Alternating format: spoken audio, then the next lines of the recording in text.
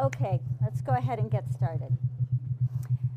Today, I'm going to start talking about random variables and distributions of random variables. And at the end, I will probably also get to a discussion of joint distributions. Tuesday, then, Esther's going to be lecturing. She's going to do a bunch of examples and also talk about some, as she mentioned last time, some data sources and techniques for gathering data, such as web scraping. And then she's going to play around with data a little bit and do some techniques that are essentially used, histograms, kernel density plots, so forth, some techniques that we essentially use to estimate or approximate things like distributions of random variables. Okay, and then Wednesday I'll be lecturing again. We'll talk about independence of random variables, conditional distributions, and maybe some other stuff too. Okay, the recitation on Friday is going to be continuation of the sort of R tutorial, and there could be, depending on exactly what gets put on the problem set, there could be a couple little sort of hints about issues in probability that you might need for the problem set in the recitation on Friday. But it's mostly going to be on R. Okay? Questions before I get started? Okay. So as I said, I'm going to start talking about this sort of mathematical construct called random variable. So oftentimes there's some numerical characteristic in the sample space that we're interested in. So we've talked about a lot of, we've seen examples of different sample spaces, and some of them have, we can talk about a numerical characteristic of the sample space that we might be interested in, like the sum of the faces of two dice, or the number of three-point field goals that Steph Curry makes in his next 6 attempts, the number of vegetarian toppings I get on my pizza. And it's, there's sort of an important and useful mathematical construct that we use to analyze those numerical characteristics, and it's called a random variable. Okay? So a random variable is a real valued function whose domain is the sample space. And as I said, it sort of it has it's real valued. So it goes from, in particular, the sample space to the real line. So I don't know if this graphic sort of helps you kind of think about the relationship between a probability and a random variable in a sample space and the unit interval and the real line. This is probably still pretty abstract to you, and we'll go through examples. But at least for me, this kind of graphic helps me think about what the difference between a probability, like we defined last time, is, and a random variable. So a probability goes from the set of all subsets of the sample space into the unit interval. Okay? So it always has values between 0 and 1, as we saw last time. A random variable is, it goes from the sample space to the real line, and it's just some numerical characteristic of the sample space that we care about. Okay? And the probability on the left induces the distribution of our random variable. Okay? So I'll be more clear about that when we go through examples, and that will become much more concrete. But basically, we just think about sort of the probability that exists that's defined on the sample space as inducing a distribution of our random variable. Okay? Okay, so all of the examples we've seen so far, all of the probability examples, would give rise to a type of random variable called discrete. Okay? And that's a random variable that takes on a finite or countably infinite number of values. So the examples that I gave you on the previous slide, sort of the number of vegetarian toppings that I'm getting, it's not going to be, it's going to be an integer value, for instance. Discrete random variables don't have to all be integers, but something that can only take on the value of integers, for instance, would be a discrete random variable. Okay? We can also, however, consider a natural generalization, or kind of depending on the mathematical framework you're using, a different flavor of this construct. And that's allowing a random variable to take on any value in some interval, bounded or unbounded, of the real line. Okay? And this is called a continuous random variable. So in this class, and in a lot of statistics classes, in fact, we will mostly deal with continuous random variables. And there are a couple reasons for this.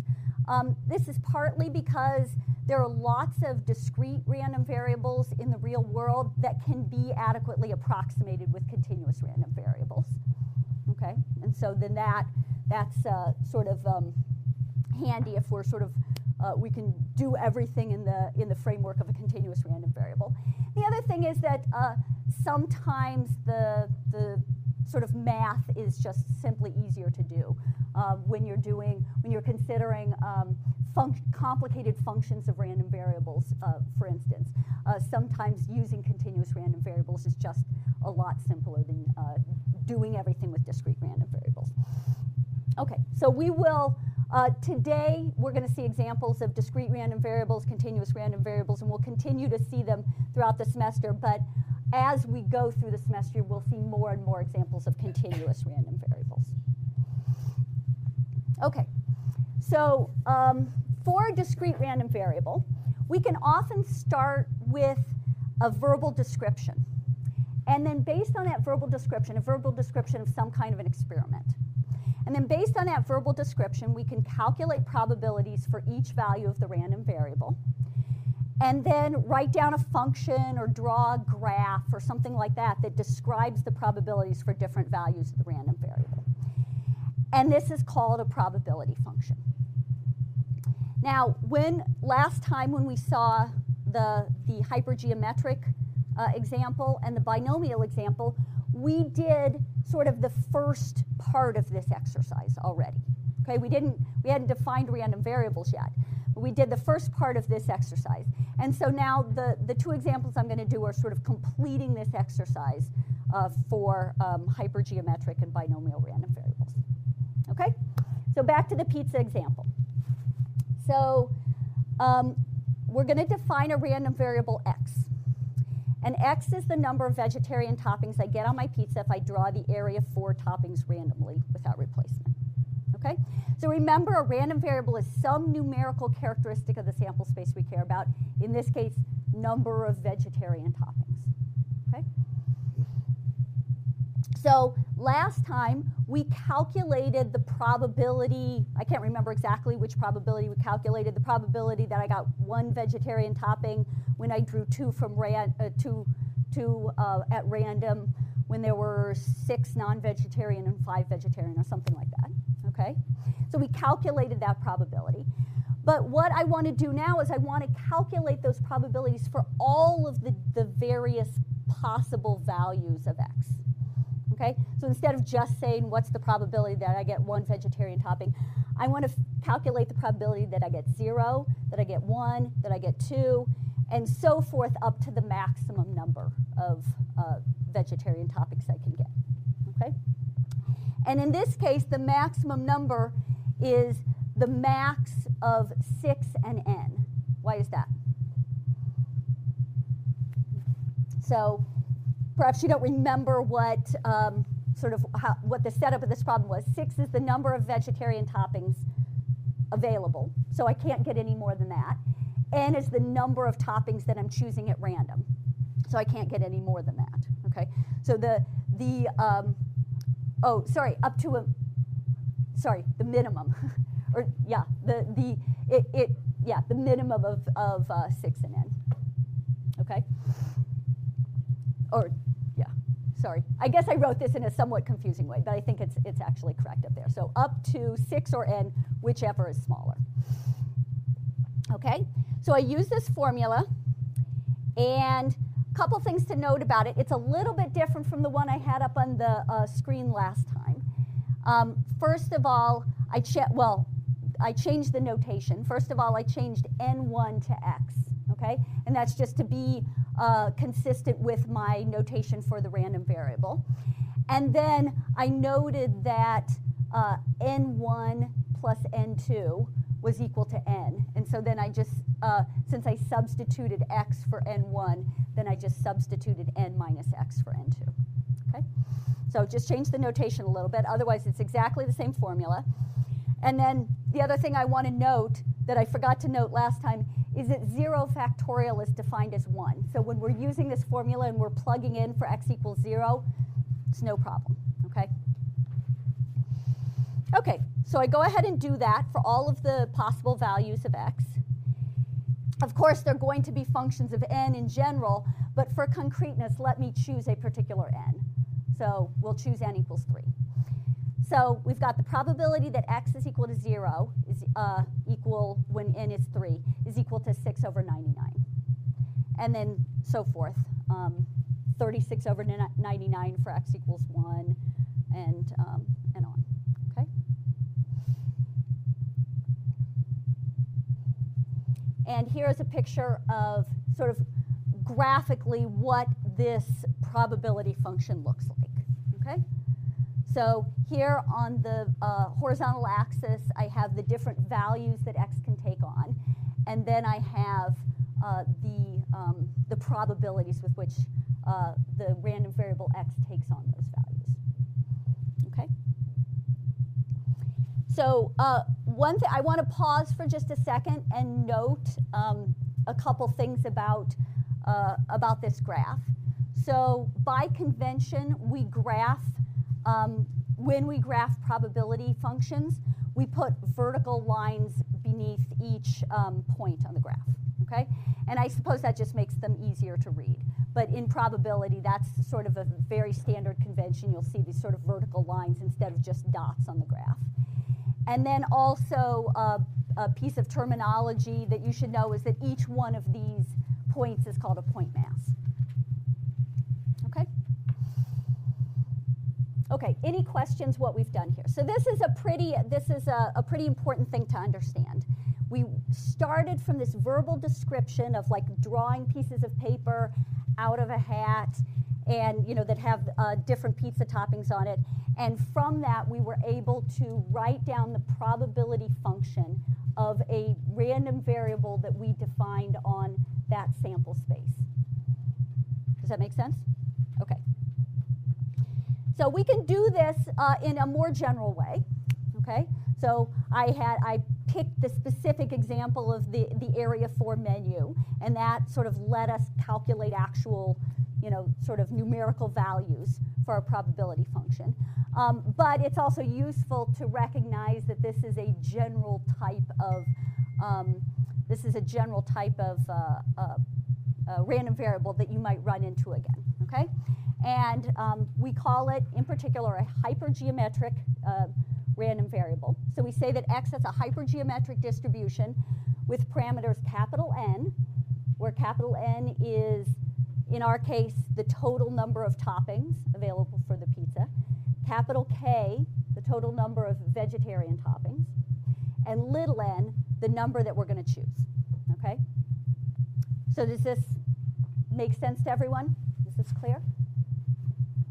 And then afterwards, we have to be sure to note for which values of x that there is positive probability. So for which values of x, this is the formula to compute the probability. Okay? And I've been a little lazy here. If I wanted to be absolutely correct, I would have written this as f sub x of little x is equal to this formula for these values of x, and it's equal to 0 otherwise. Okay? Sometimes we leave off the equals 0 otherwise just because we're lazy, but it's sort of understood. Okay? Okay, so what can we say? How do we interpret this distribution? Sometimes it is useful to think in terms of, a description of an experiment or something like that when we're thinking about random variables. And the interpretation I put on the hypergeometric is that it describes the number of, quote, successes in n trials when you're sampling without replacement from a sample of size n whose initial probability is k over n. Okay? So sampling without replacement, we're not putting the pieces of paper back in the hat. We pull them out and we read them, and then that's it. And the initial sample size is n, and the initial probability of success, in our case, a, quote, success is defined as a vegetarian topping. So the initial probability of success is k over n. And then, of course, that probability of success changes over the course of the experiment as you're drawing without replacement. Okay? Yep. Max and the min again, just the notations there. What does that equation mean? Okay, so it means that these are the values for which x has positive probability. Okay, so it can't obviously have positive probability for anything less than 0, and it also can't have positive probability if let me see, n plus k minus n. So if the number of vegetarian toppings plus the number that you choose minus, let me think through this. So the number you choose plus the number of vegetarian toppings minus n is positive, then that's the minimum that the x can take on. Okay, and then the maximum it can take on is either the number of vegetarian toppings you're choosing, or the number of toppings you're choosing, or the total number of vegetarian toppings. It can't exceed either of those. Okay. Okay. Questions? Okay. Second example. So remember that we had, in the Steph Curry example we did last time, we talked about how we could think about the number of shots he made, the number of three-point shots that he made, as having a binomial distribution if we made certain assumptions, such as the shots were independent and the probability of making each shot was the same for each shot. Okay? So let's now define a random variable that's based on this sort of experiment. And we'll call this random variable x as well. And let it be the number of three-point shots that Steph Curry makes in the next 6 shots he takes. Okay? So just like we did in the previous example, we can calculate the probability that x equals 0, x equals 1, x equals 2, and so forth up to 6. And we actually calculated a couple of those last time, 2 or 3 of them last time in the example. But we have a formula here, 6 choose x times 0.44 to the x times 0.56 to the 6 minus x. And remember where this comes from. This is the probability that he makes any particular shot. This is the probability that he misses any particular shot.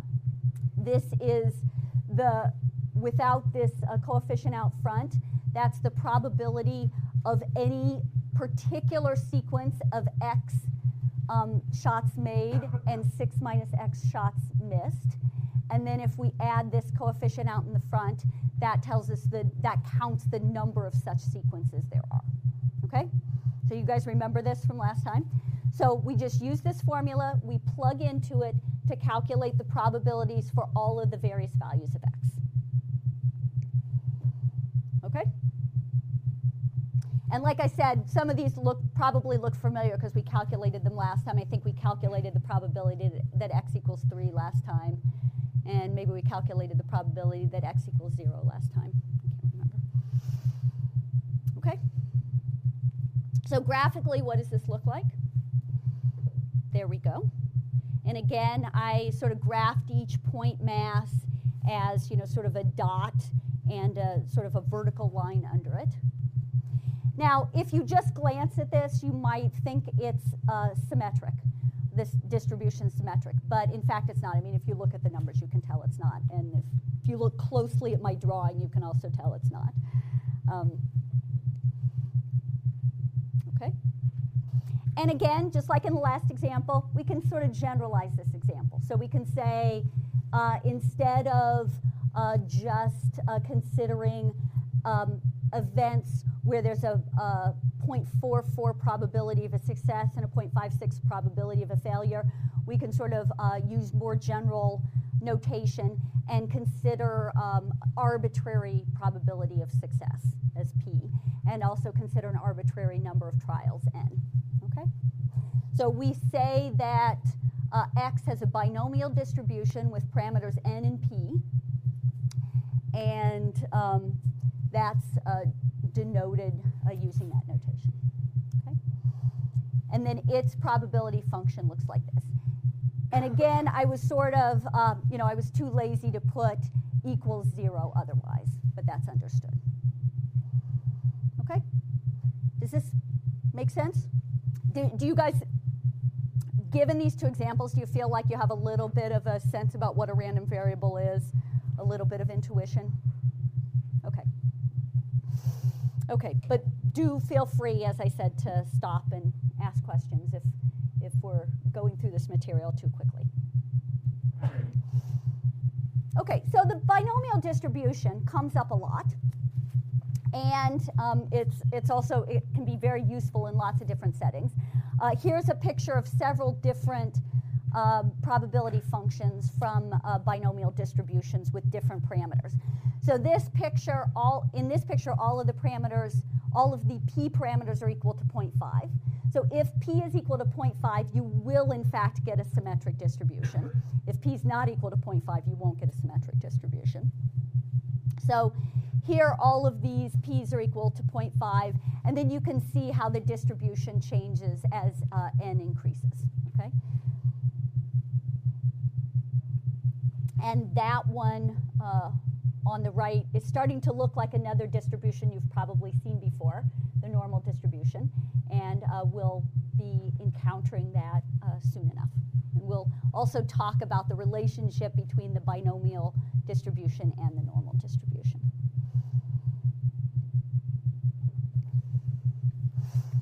Okay, so let's step back and think a little bit more formally about this, this notion of a probability function. What is a probability function? And, sort of what properties does it have? Well, the probability function of x, where x is a discrete random variable, is defined as the function such that for any x, f sub x of little x is equal to the probability that x is equal to little x. Okay? So this is just formalizing what we did in the last two examples. We just created these functions. We called them little f, called them probability functions, and denoted them little f, I guess. And all we did is we just computed probabilities that our random variable was equal to various values, and that defined our probability function. Okay? So what are some of the properties that the probability function is going to have? Well, because it defines the probability with which random variables take on various values, it is by its nature going to have certain properties that it always satisfies. So in particular, the value of the probability function for any x is going to be between 0 and 1. Okay? And that's just by definition, it's a probability. Okay? And you can go back and, we can go back and check the examples I did. All of the probabilities I computed were between 0 and 1. The second property is that if you sum up over all of the possible values that the random variable can take on, then if you sum up the probability function, then that sum has to equal 1. Okay? Again, this follows directly from the fact that the probability function is, sort of describing probabilities. So let me just go back and we can just sort of convince ourselves. I did double check, so it is in fact true. But we can convince ourselves those things do sum to 1. And in the other example, those also sum to 1. Okay?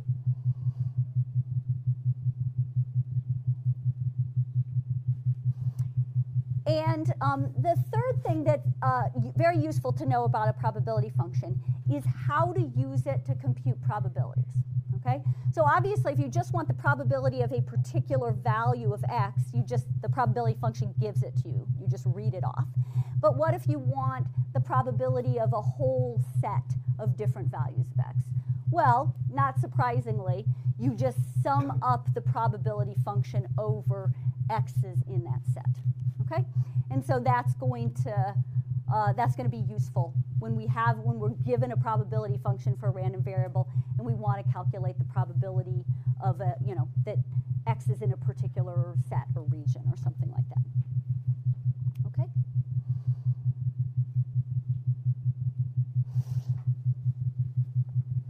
So I briefly mentioned continuous random variables a couple minutes ago.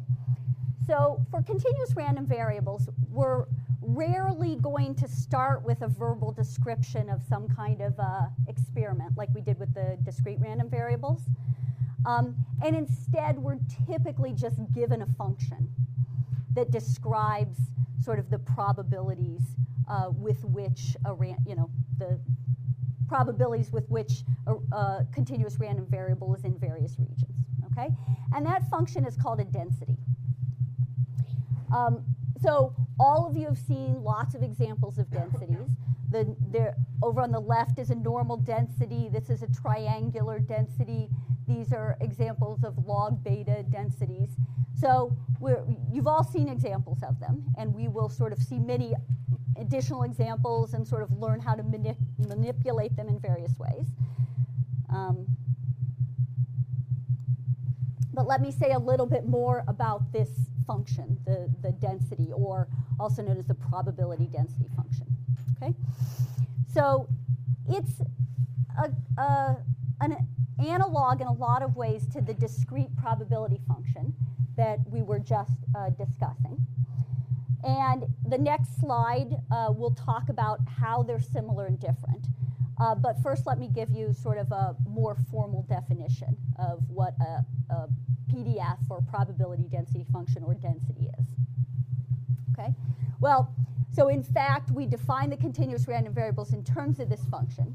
So let me just do that. A random variable x is continuous if there exists a non-negative function, f sub x, such that for any interval a in the real line, the probability that x is in a is just equal to the integral over that region a of the PDF, f sub x. Okay? So note that I've given these two functions, the one that I said was analogous for the discrete random variable and the continuous random variable. They have different terms. One's called a probability function, one's called a probability density function. Okay? And we do that to emphasize the fact that they're not exactly the same, they don't behave exactly the same way mathematically. However, they're going to be, they're analogous in a lot of ways, and they're going to be used in a lot of the same ways. And so that's why we use the same notation, this sort of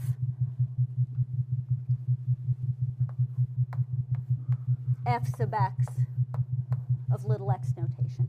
Okay? So we use the same notation for both the sort of discrete probability function and the continuous probability density function. Okay?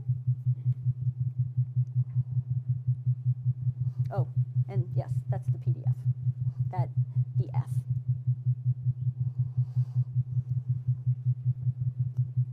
Okay, so I said I was going to go through some of the similarities and the differences between a probability function and a probability density function.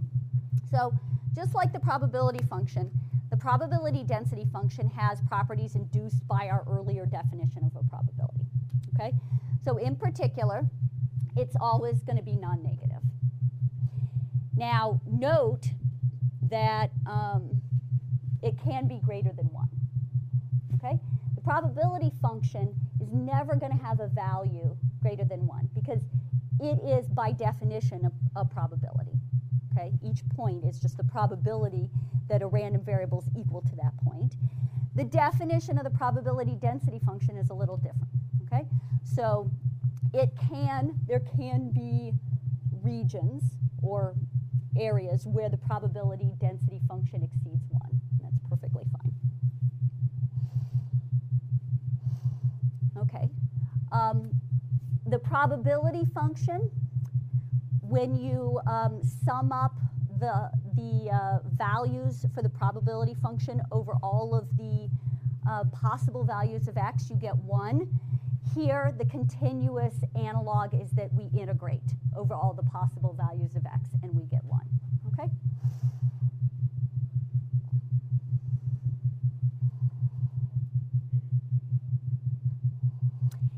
And then again, just like when we when I had the previous slide up with the probability function, and I said if you want to compute the probability that x is in a particular region, you just sum up the probability function over all of the x's in that region. Well, here you do the continuous analog, which is you integrate over that region.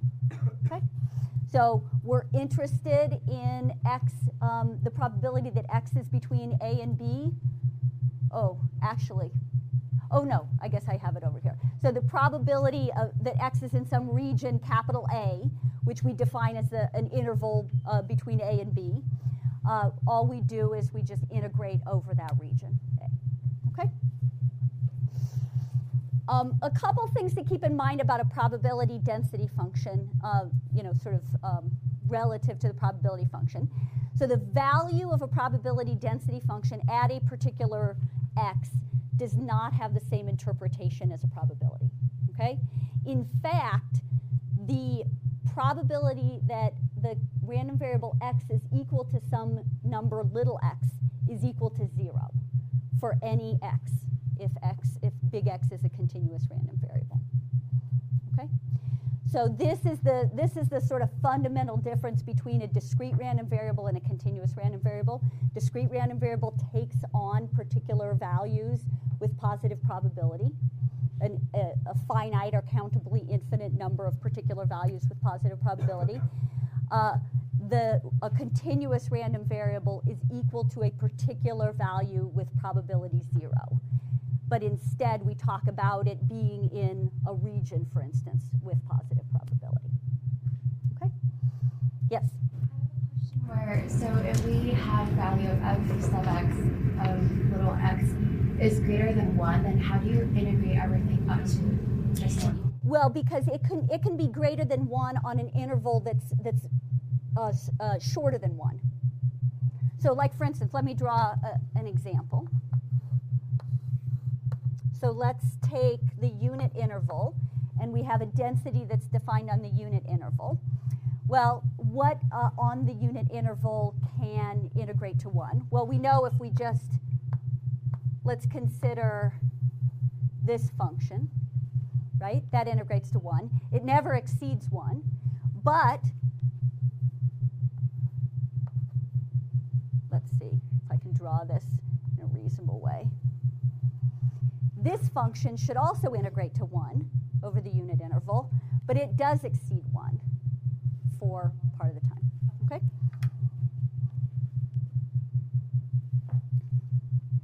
Okay. Was there anything else I wanted to say about this? No. Any other questions? No? Okay. Okay. So I do want to pause for a second to say a word about terminology and notation. So I sort of did a little bit of a search on the internet and tried to find what the standard terminology and standard notation for all of these entities in probability is. And it turns out there isn't one.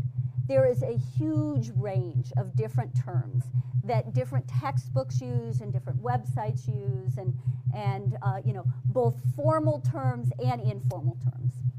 So I just want you to be aware of that if you're using a book on probability as a resource, looking things up. The terminology might be different than what we're using in class.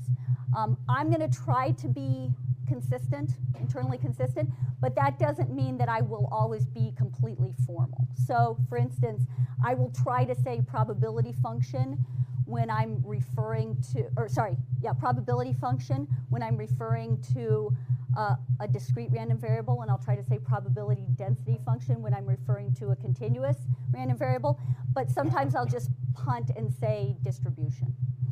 And that's kind of an informal catch-all phrase, okay? But do feel free to ask if you have, if you want clarification on any of these points. Okay, yep. Just a quick question on, having a continuous distribution at one point the probability is 0. So let's say you have a spike and at one point maybe it goes to infinity, so that uniform distribution, but had this integration fail, or what problem does that pose? Yeah, I mean, it's just not sort of a well-behaved distribution. And so, yeah, so basically, things like, regularity conditions that ensure that it's integrable might not still exist. So what you're thinking of is like a distribution like this that's sort of that's kind of in the limit, going down to a single point, getting more concentrated. Well, just like one break. So you have at one point just a spike. So what you're actually perhaps talking about is a mixed distribution. So I haven't mentioned them, but such a thing definitely exists. So tell me if this is what you mean. So you have a distribution for a continuous random variable, and then maybe at this one particular, well, actually, let me do a sort of a example that makes more sense. And maybe this is the distribution of some measurement, and then our measuring technology can't measure anything above this point. So every measurement that we would like to take at this, above this point gets recorded at this point. Is that what you mean? So there is a point mass here. This is like we have a continuous part of the random variable, and then this one part of the random variable is discrete. And so there is, sort of positive probability at that point. So yeah, you're absolutely right. It's just called a mixed random variable. And when we deal with mixed random variables, we just have to be cognizant of the fact that none of these, there isn't a positive probability on any of these points, but on this one particular point, there is a point mass. We have to treat that differently. Yeah. Okay, other questions? Nope. Okay, so let me go through an example. So let A and B be real numbers such that A is less than B, okay? So AB defines an interval on the real line. And suppose that we have a random variable x, and it's defined in such a way that the probability of x belonging to any subinterval of S is proportional to the length of the subinterval, okay? So then, and you can perhaps, this isn't a formal proof, but you might be able to convince yourself if you think about it, the probability density function of that random variable that I've just described will take this form. Okay? So basically, it's going to have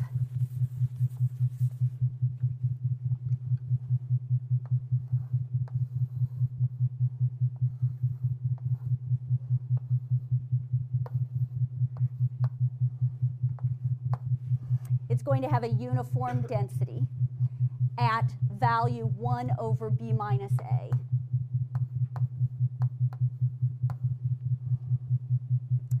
Over the interval a to b. And it's going to be 0 otherwise. Okay? So definitely once you write down this PDF and you think about this description of the random variable, you certainly can convince yourself, I think, that the probability that the random variable x is in any subinterval of AB is going to be proportional to the length of that subinterval, because this is just a constant probability, or constant PDF over that interval. Okay? So this is a special random variable. We'll see this again over the course of the semester. It is perhaps my favorite random variable. It is the uniform random variable. And it comes in handy in lots of different circumstances. I think actually, I drew a picture up here on the board, but I think I may have a picture in my next slide. Yep, there's a picture. Okay. So if you want to compute the probability of a uniform AB random variable being in some interval CD, which is a subinterval of AB, well, we know one way that you can do that, because we saw that several slides ago. You can just integrate the value of the probability density function over that subinterval, okay?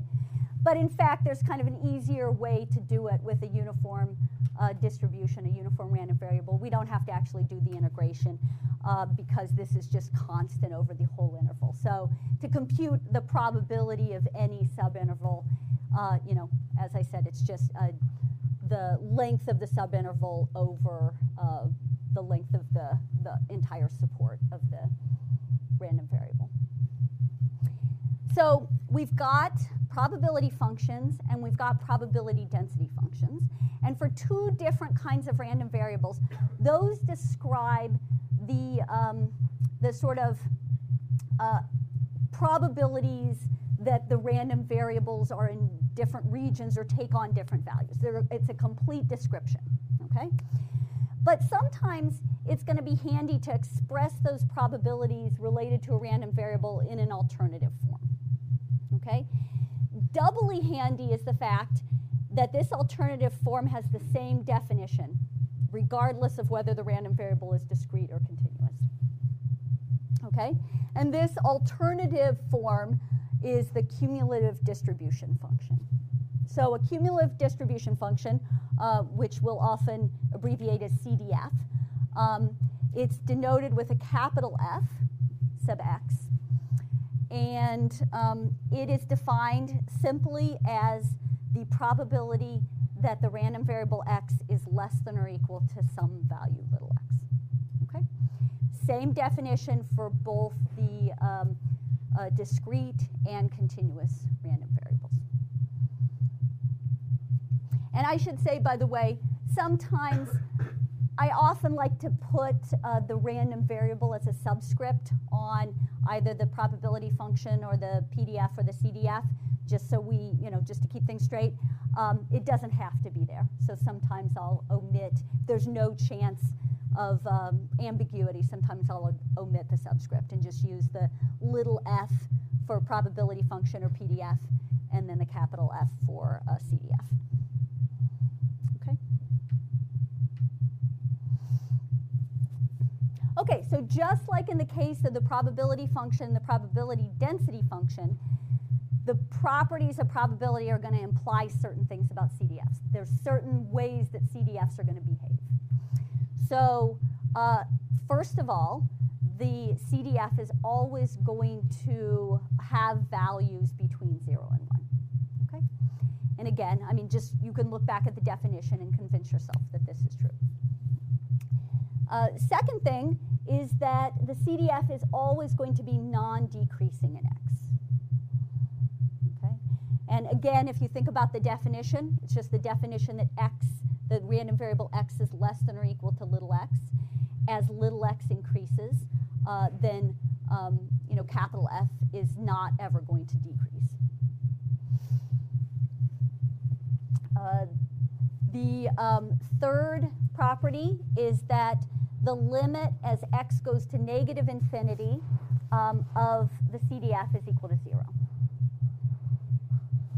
And along with that is the limit as x goes to positive infinity of the CDF is equal to 1. Okay? So what are these CDFs going to look like?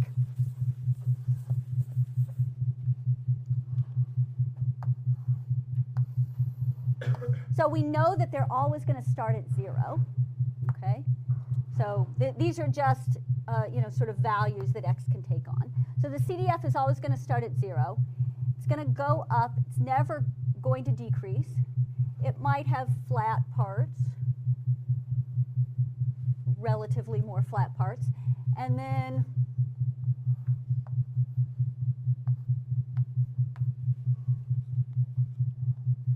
in the limit as x goes to infinity, it's going to be equal to 1. Okay? Now I've drawn a CDF for a continuous random variable. This CDF doesn't have any jumps in it. A jump occurs in a CDF when there is positive probability that the random variable takes on a particular value. So for continuous random variables, the CDFs are always going to be smooth. For discrete random variables, they will always have jumps. And for a mixed random variable, they could be sort of a mixture of the two. So what does a CDF, maybe a typical CDF of a, let me see.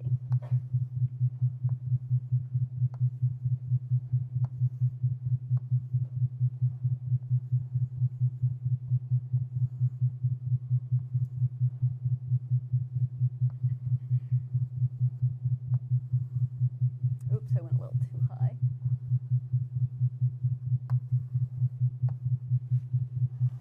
Okay, so here, this might be a typical CDF for a discrete random variable. At how many points does this discrete random variable have positive probability? 3 points, right? Right here, and right here.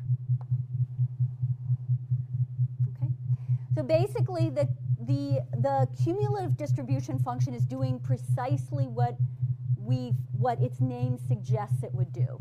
As you go from sort of negative infinity up to positive infinity, you're accumulating probability. Okay, so you can think of maybe the probability function kind of sitting in the background of the board, and we go along and we get to the first point mass in the probability function, and then at that point, the CDF jumps up the amount of the size of the point mass, okay? And then we go along in this whole region. There's 0 probability, so we're not accumulating any probability. We get to the second point mass in the probability function, and this is the size of the second point mass. So our CDF jumps up at that point, okay?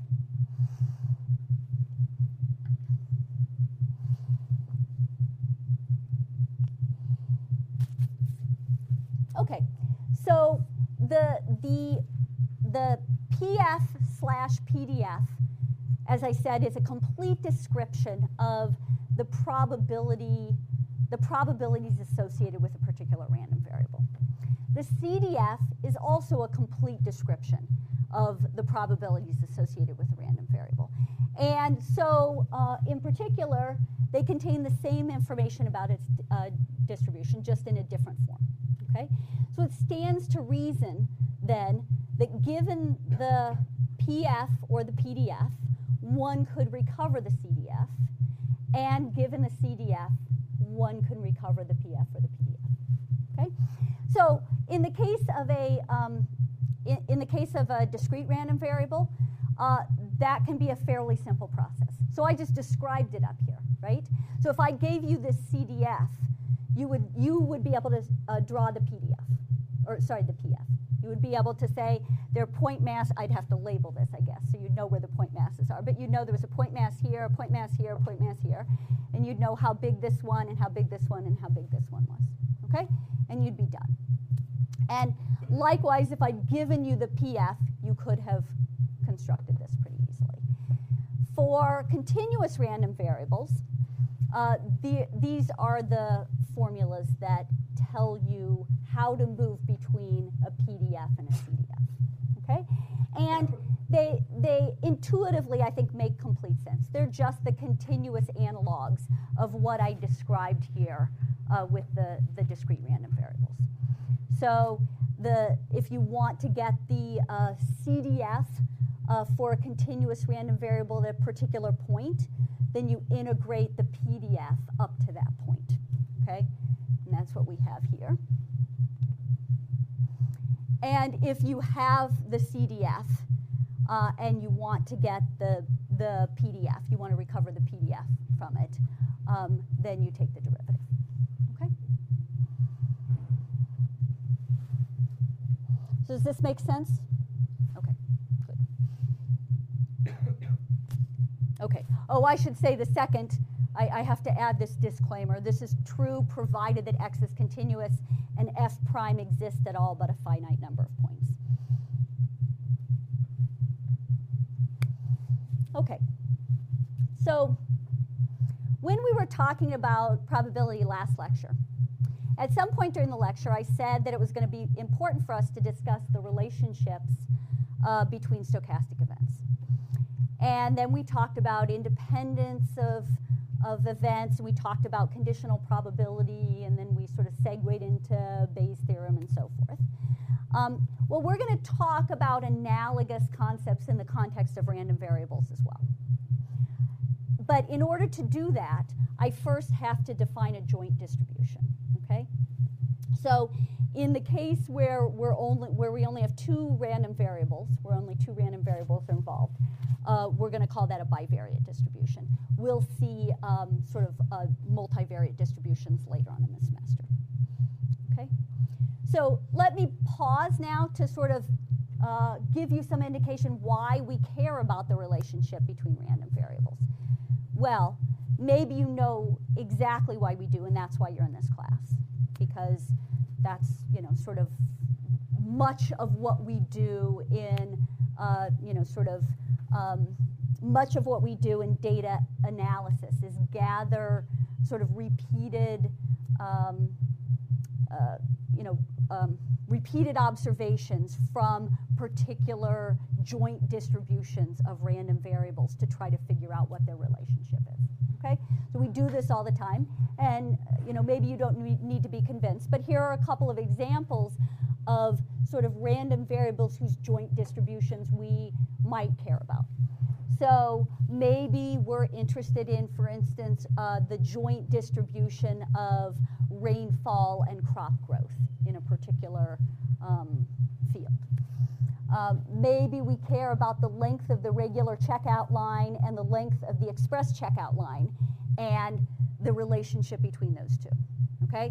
So in particular, maybe we sort of know what the distribution of the length of the express checkout line is, but we want to know what the relationship between that distribution and the distribution of the length of the regular checkout line is, so we know whether to switch or something like that. We might also be concerned about, you know, if we're interested in investing in a stock, we might want to know the joint distribution of the dollar-euro exchange rate and the stock price of an exporting firm that would be affected by the fluctuations in the dollar-euro exchange rate. Okay, so these are just, you know, a few examples from, you know, an infinite number of examples we could come up with for why we care about joint distributions. Okay, so now definition. If x and y are continuous random variables defined on the same sample space S, then the joint probability density function of x and y, and this is denoted little f sub xy, is the surface such that for any region of the xy plane, the probability that xy is contained in some region A is equal to the integral of that function over the region A. Okay? So it's kind of the natural generalization of the definition of the continuous PDF natural generalization to two random variables. Okay? So here we're just, we've got this function here, this small f, is a surface over the xy plane. And in order to calculate probabilities, we're going to be integrating over sort of regions of the xy plane, integrating that surface over regions of the xy plane. Okay? So like before, properties of probability imply certain properties of the joint PDF, such as that it's got to integrate to 1 over the xy plane. Any individual point or one-dimensional curve has probability 0, etc. Okay?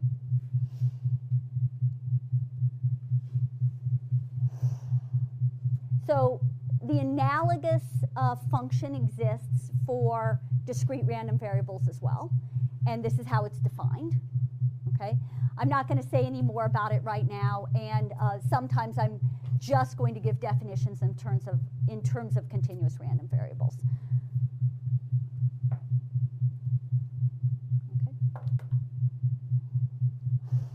Okay.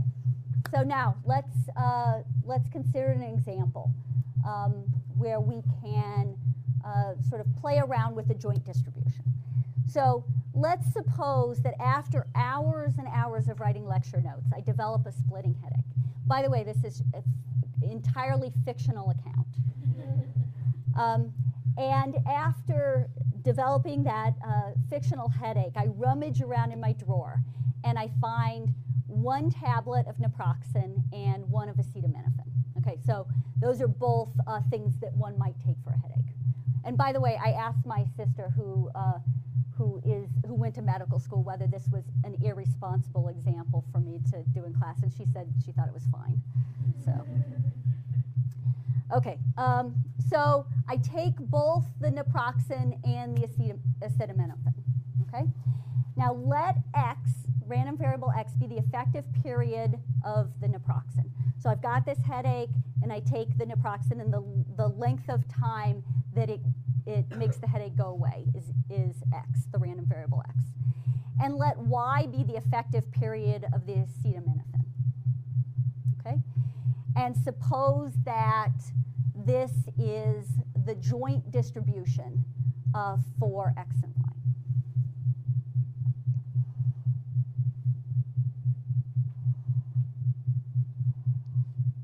So I want to ask the following question. What's the probability that my headache comes back within 3 hours? Yep. That all depends on the value of lambda. Oh, yeah. We're going to do all the calculations conditional on lambda. Yeah. I mean, I could have put a number in there. I don't know. Maybe I should have put a number in there. But, yeah, no. I decided to just do this example in sort of a more general way. And so we'll just do, we'll calculate all of the probabilities as a function of lambda. So how would we go about this? Yeah. So if you integrate that for 0 to 3, that's the probability that. So that's like would it be 1 minus the integral of 0 to 3? 1 minus the integral of that from 0 to 3. So I'm not sure exactly what you're getting at. What I'm sort of wanting you to answer is the region over which. So you're right that we're going to integrate this joint PDF to get the probability. And what I'm driving at is can you characterize the region over which we're going to integrate this joint PDF? Yep. Do 0 to 3 and then take 1 minus the probability of that. Integrate from 0 to 3 hours. Integrate. So remember, this is a surface. This is a surface over the xy plane. So when you say integrate from 0 to 3, do you mean in the x dimension or? Yeah, a double integral. Oh, okay. Yeah. Oh, okay. Yes. So the double integral is exactly right. Yeah. So, let me see. The probability that my headache comes back within 3 hours is yes, it's 1 minus this, exactly. Okay, so here I've sort of set up the integral so that you can see exactly what we're doing. The probability my headache comes back within 3 hours. So you're right, it should be 1 minus the probability that x is less than or equal to 3 and y is less than or equal to 3. Okay? Yep. Is it correct? Because if x is less than 3 and y is less than 3, that means both of the medicines are not effective within the 3 hours and you will get a headache, right? So Yes. it should be not 1 minus.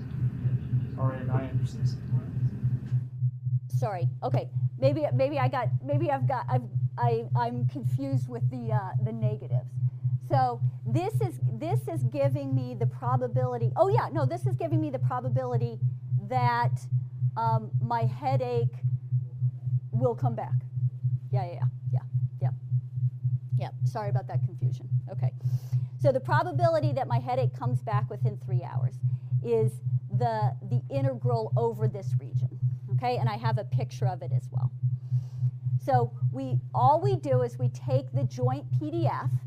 Okay, so this is the surface over the xy plane, and we're integrating from we're doing the double integral over the region, the sort of 3 by 3 box at the origin, okay?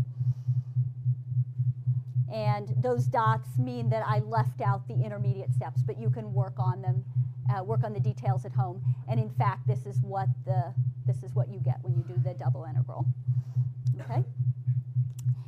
And here's a picture. This is the region over which we're integrating, okay?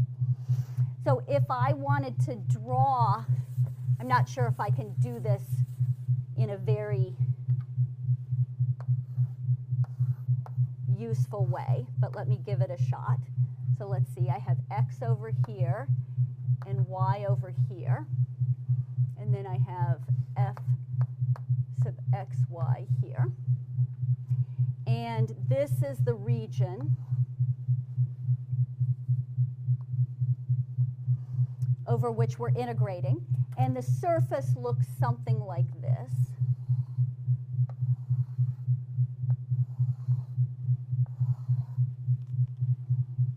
I'm not sure how useful that is, but. And what we want to do is, to calculate the probability, just integrate this surface over this area. Okay? Yep. Why is that not one? Only if you want me to get confused again and scratch my head. Okay, so let's go through this. So, okay, so x is the effective period of naproxen. So if x is equal to 3, so let's just think about it in terms of one dimension. Okay, so if x is equal to 3, my headache comes back in 3 hours. Okay. If x is anything less than 3, my headache will come back within 3 hours. Okay.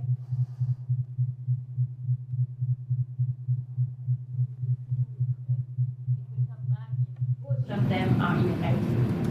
So it will come back. One of them is both of them are two together, which is why you are just that in the square.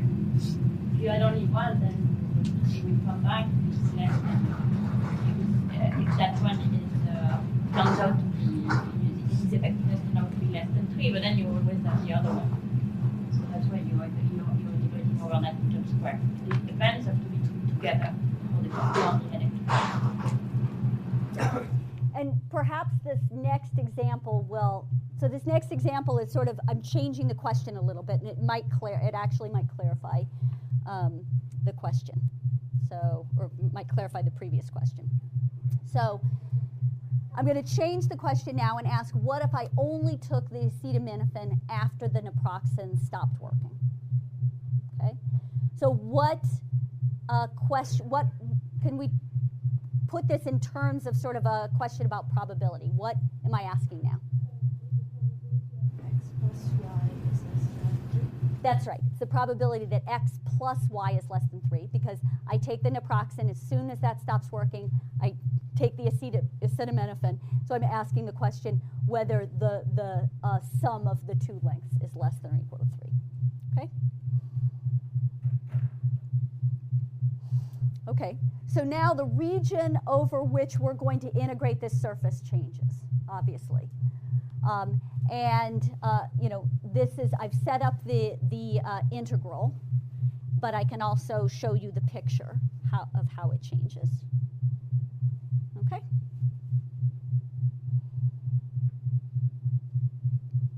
And so now,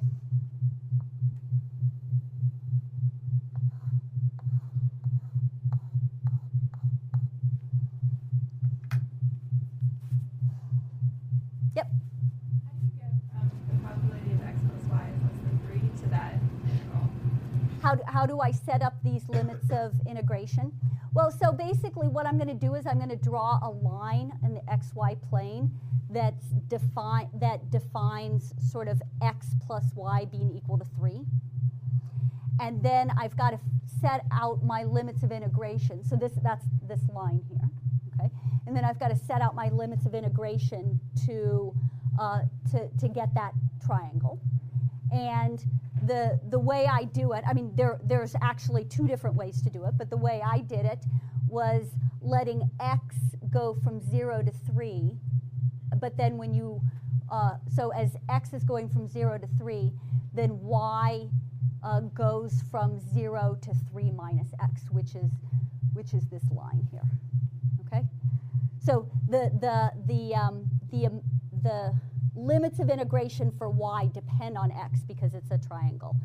And, you know, you can sort of look for each value of x what the limits of integration for y will be. Does that make sense? So I could have done it the other, you know, I could have switched the order of integration and I would have had different limits and would have gotten the same answer. Okay? Yep. Might be a weird question, but it seems like to get these two, the joint probability, just multiply each individual probability. Well, you're a step ahead of us, actually. so actually, you're absolutely right, and that's an astute observation. And basically, that means that this joint probability is the result of 2 random variables that are independent. And that's how you get joint distributions of independent random variables, is you multiply their individual distributions together. Okay?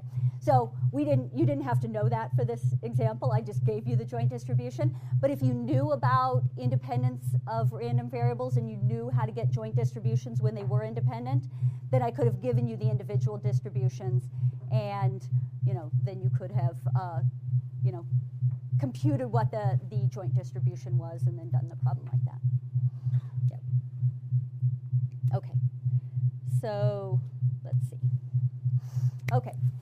So one sort of final and important point I want to make about this example is that this example sort of suggests something very powerful that we can do with random variables. So let's suppose I want to define a new random variable, and I call my random variable z. And that's the total effective life of the naproxen and the acetaminophen taken sequentially. Okay? So, I mean, it's certainly a reasonable random variable to define. How could I start to think about how that random variable is distributed? Well, in fact, we've already figured out exactly how it's distributed, right? So, were you going to say? No, okay. So we've actually already figured out how it's distributed. So the CDF of this new random variable, by definition, is just equal to the probability that z is less than little z. Okay, it's just the definition of a CDF. That is equal to, by definition of our new random variable, that's equal to the probability that x plus y is less than or equal to little z. Okay? And that is equal to that quantity, which we just computed, okay, for z greater than 0. And so once we've got the CDF of this new random variable z, then we know that we can also get the PDF of the new random variable z, okay? And how do we do that? Well, we just take the derivative, okay? So the PDF of this new random variable is just equal to lambda squared z times e to the negative z lambda, okay? Okay. So the reason why this is a very important example, and sort of the concepts embodied in it are going to come up many times over the course of the semester. The reason why it's so important is that when we start studying statistics, a statistic is nothing other than functions of random variables. That's what a statistic is. And so if we want to understand how statistics behave, we have to understand how functions of random variables behave. And this is the first step we're going to take towards this. This is just one example, but this lets us know that if we have two random variables and we, x and y, and we know how they're distributed, we have some hope of figuring out how some arbitrary function of them is also distributed. And in fact, we're typically going to be able to figure out how the sum of random variables is distributed. And that's going to be very useful for us, okay? And so, that's sort of,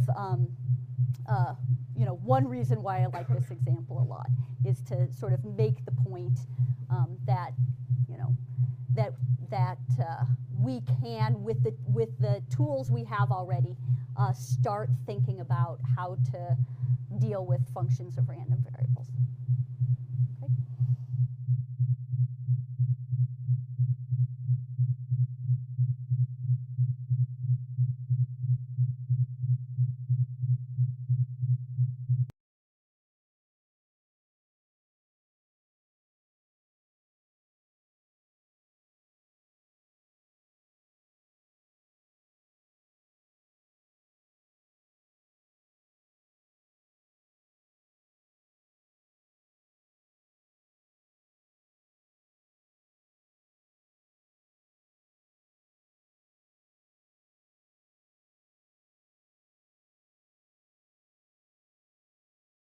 With functions of random variables last time.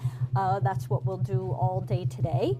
And then on Monday, we'll continue with functions of random variables and also start talking about moments of distributions. And in the recitation, as I always say, we're flexible. We want to hear from you what you'd like to have covered in the recitation. But the basic idea, or the basic plan for this week will probably be to go over the problem set questions.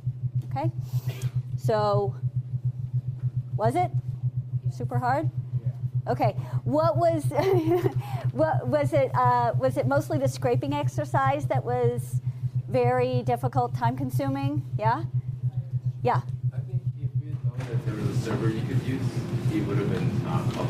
So for example, like when I just ran it on my computer instead of on the server, yeah, internet connection would be lost, and then because it took like 4 hours to run, I'd have to like do it again. Okay. So I learned that there was a server that doesn't crash that I can run it on. That's good for us to know too, because I can't say that we knew that, or at least certainly I didn't know that ahead of time. But yeah, so, good. Yeah, okay. In that case, it was fine. Okay. Okay.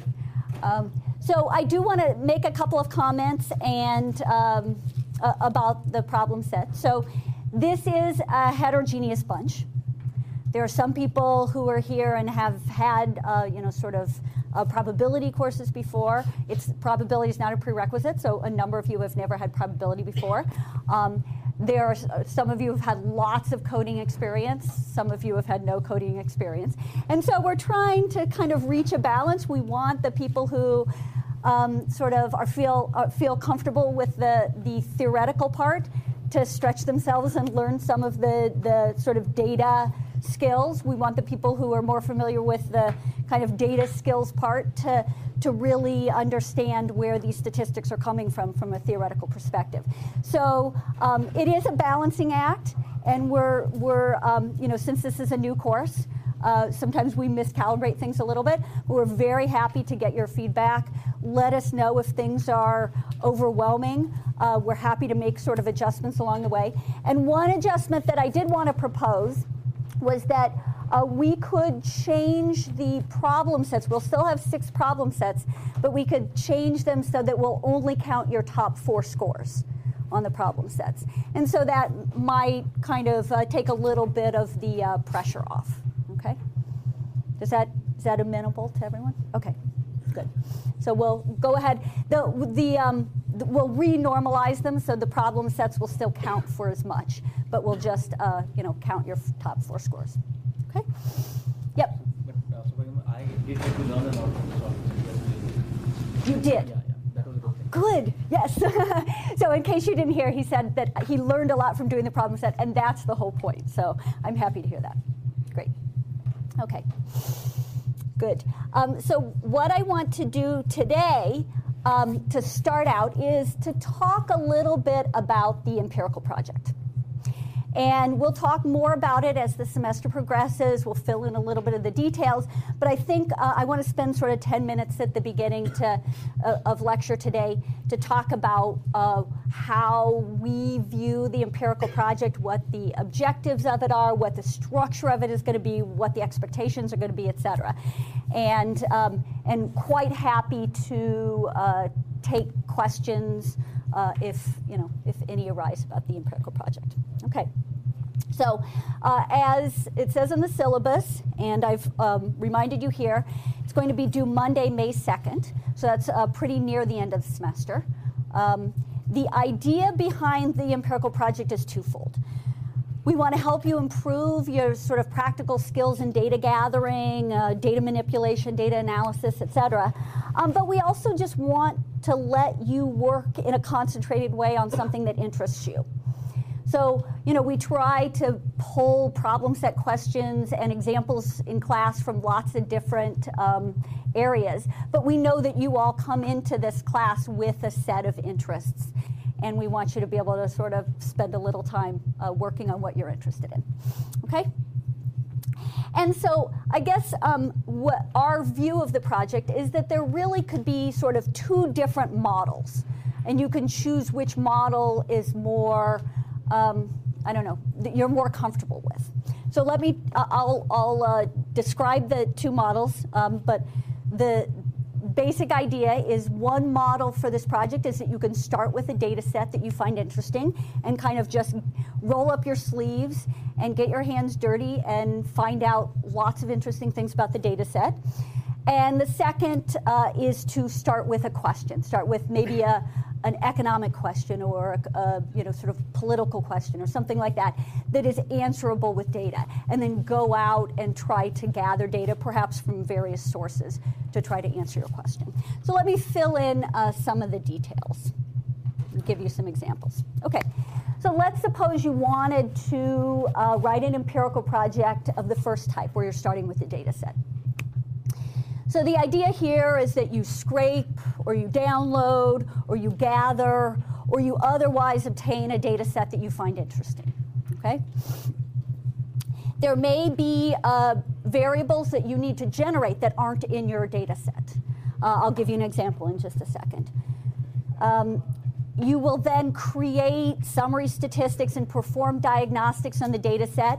And we want you to do that both numerically and graphically. We want you to graph the data. We want you to make histograms. We want you to, sort of compute various statistics involving the data. And it may make sense for you to only focus on part of your data set if there's sort of enough interesting stuff going on in just a subset of variables. That's perfectly fine. Look, when you're sort of investigating your data set, look for aspects that are unusual or unexpected or particularly important, and document those carefully, okay? These aspects could include unexpected correlations that you run across, unusual distributions of particular variables, surprising summary statistics, okay? And then the sort of final output is a 3 to 5 page I'll call it data section on your data and findings. And the idea here is just to describe in detail how you collected the data, where the data came from, what the structure of the data set is, and then present these kind of interesting or unusual aspects of the data, okay? And we'll be more specific closer to the date about what the write-up should include. Okay, so right now just think 3 to 5 pages with lots of detail about the data set. But we can be more specific later. Okay, so let me give you an example. Let's suppose you had a particular interest in the papacy.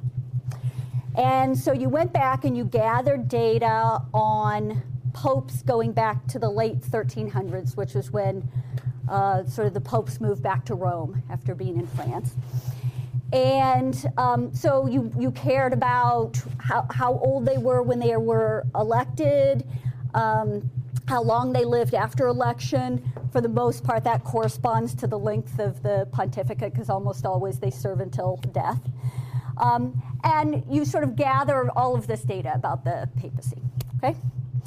Then you start sort of digging into the data, and you notice, and you also gather data on, you may have to create a new variable on sort of the birthplace of the Pope and the distance of the birthplace to Rome, okay? So you create that variable because you think there might be something interesting in there, and you find out that in fact there's a positive correlation between the distance of the Pope's birthplace from Rome and the age at which he was elected, okay? So maybe not something you would have expected. Then you document that papal longevity has been increasing over the years. Not particularly surprising, but maybe an important thing to note. And then you decide that you want to, you look at some kind of maybe a standardized distribution of, or histogram of the density of papal lifespans. And it looks like a Weibull distribution, perhaps. And so you fit a Weibull distribution to that density and use it to estimate things like the probability that Pope Francis's pontificate will last for more than 10 years. Okay? And then your the sort of write-up would include all of this information. Okay? So that's one model that you can pursue for your empirical project. Questions? Nope. Do keep in mind, if you ask more questions, that slows me down. So I don't know if that's a good thing or a bad thing, but do keep in mind that there is that sort of direct causality. Okay, let's suppose instead you want to do the sort of second type of project where you have a question that you want to answer with some data, okay? So the idea here is that you articulate a question, and we can sort of help you articulate the question, but you articulate a question which you're likely to be able to answer with some available data. Pardon me? With some data they can obtain, scrape. Oh, right, exactly, yes. So available data meaning data that either you have, or you can scrape, or you can download, or you can borrow, or et cetera, okay? So then you'll have to perform a search, perhaps using resources that Esther mentioned, for relevant data sets, okay? And it may be that you can answer your question with data that you download entirely from the Department of Energy's website.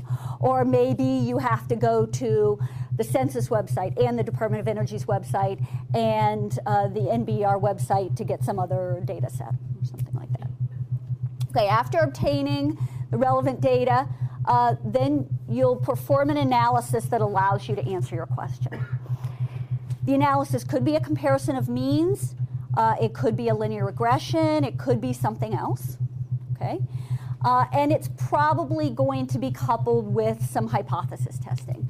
So this is basically how social scientists try to answer questions, is they build statistical models and then they perform hypothesis tests on the parameters of those models. And that's how they come up with empirical answers to their questions, okay? And then again, you'll write a 3 to 5 page report describing your question and how your analysis helped answer it. So in this second type of project, the focus, although you'll be doing many of the same things as the first type of project, the focus will be more on your question and the analysis that you use to answer it, maybe a little bit less focus on sort of the structure of the data set and interesting things that you find about the data set. Okay? So let me give you an example of a, and I will also mention we'll be more specific about this write-up as well. So let me walk you through an example of this kind of project. Let's suppose you're interested in knowing whether hosting the Olympics is an economic benefit or a burden to a city. Okay? So you go on Wikipedia and you note that Wikipedia lists all the cities that have hosted the Olympics in the modern era. But in addition, they also list all the finalist cities, the ones that came close to winning the Olympic bid but didn't quite make it. Okay? Then what you do, so you have, in some sense, a group that was treated, meaning they hosted the Olympics, and a group, a control group, ones that came close to hosting the Olympics but didn't quite make it. Okay? And so you want to see sort of what the effect of that treatment of hosting the Olympics was on the cities. So then you go gather data on economic outcomes of these two groups of cities, say budget deficits and unemployment rates. Maybe you could think of other interesting outcome measures. You might have to gather those from different sources. Just a sec. You might have to gather those from different sources. But you gather those for all the host and the finalist cities and say you don't know how long the economic impacts, if any, might last. So you gather them 5 years after the Olympics and 10 years after the Olympics. Okay? And then you compare the outcomes of the host cities and the finalist cities. So you could just be doing a comparison of means. It could be that there are other city characteristics you would like to control for in your analysis, and we'll be very specific about how to do that later on in the semester. And so you might want to perform regressions instead of just comparisons of means. But that's sort of the idea here. Yes? I guess my question is more along the lines of like how far into the rabbit hole should we go, in the sense that if we're doing these comparisons of cities, right, there are any number of different factors that could impact, like let's say you're looking at Beijing versus London, and there are different growth trends for the cities, so should you control for other cities within the nation that, other than the ones that you're comparing specifically to the Olympics, to see whether or not the trends are. So that's an excellent question, but do keep in mind that your write-up is going to be 3 to 5 pages long, and so that is and we can give you guidance along the way about exactly how sophisticated and how in-depth the analysis has to be. But when you're limited to a 3 to 5 page write-up, that suggests that the analysis is going to be fairly simple, because you're just not going to be able to explain everything you've done and all of the sort of data gathering. So I don't mean to suggest that the issues that you raise are not important ones, but you know, they might be sort of beyond the scope of what we're expecting for this paper, if that makes sense. Might be a good idea to have a discussion section at the end, which include this kind of doubts you might have had on your own analysis Exactly. as well. This is not meant to be your Nobel Prize address yet, but this is if you are able to say this is what the next step would be to make the analysis more robust or more informative. This is what I would do. Yes, I'm glad Esther brought that up, because that's an important thing to keep in mind, that these, no empirical paper is perfect. These papers in particular are not going to be perfect. And recognizing, and often a very important piece of doing a project like this is recognizing what the shortcomings are and sort of discussing them in the paper, even if you can't address them directly. Yes? So if you're already working on an empirical project, is it possible to do, just recreate a part of that? Yeah, so I think we would be amenable to people bringing in sort of data sets or projects from, like, sort of research or other classes. We would want to have a conversation with you and make sure that what you're doing wasn't exactly what you were doing, say, for another class.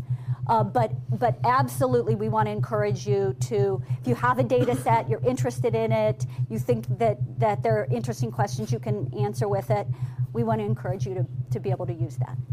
Yep, absolutely. Okay. Okay, a few additional notes about the paper. Initial steps of the project will be incorporated into future problem sets, okay?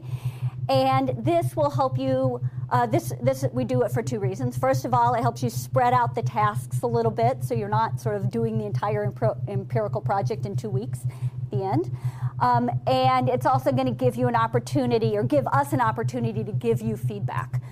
So if it seems like what you're proposing is just undoable or something like that, we'll know sooner rather than later, and we can kind of steer you in a better direction, okay?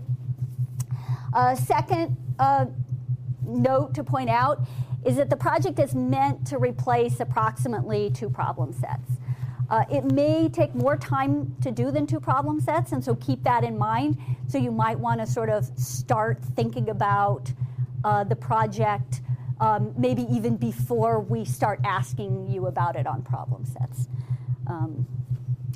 And finally, for the graduate students in the class, we'll basically ask you to do a project that essentially combines both of those exercises that I described, resulting in a 6 to 8 page paper, okay? And you can certainly come to talk to us if you would like. So basically, whereas the people who've signed up for 1431 would focus, have more of the focus on kind of describing and documenting a data set, or more focus on answering a specific question, the graduate students would try to do both in a longer paper, okay? And by the way, I should say, I've sort of given you 2 different models for this paper, the sort of starting with a data set model and starting with a question model. That doesn't mean that those are sort of mutually exclusive. So if your project ends up having some of the flavor of each of those, being somewhere in the spectrum between those 2 sort of models that I described, that's perfectly fine as well. Okay? Okay. Questions? One addition, okay. If you're planning to collect your own data by interviewing people, you need to obtain human subject approval. So that's not actually very difficult, but it means that it's one step. So you will need to fill an application to the human subject, to the committee of the use on the use of human subject, and we will need to sign it, and we need to give a little bit of lead time for them to actually approve it. So that builds in some time that's not compressible. So think about it early, so that.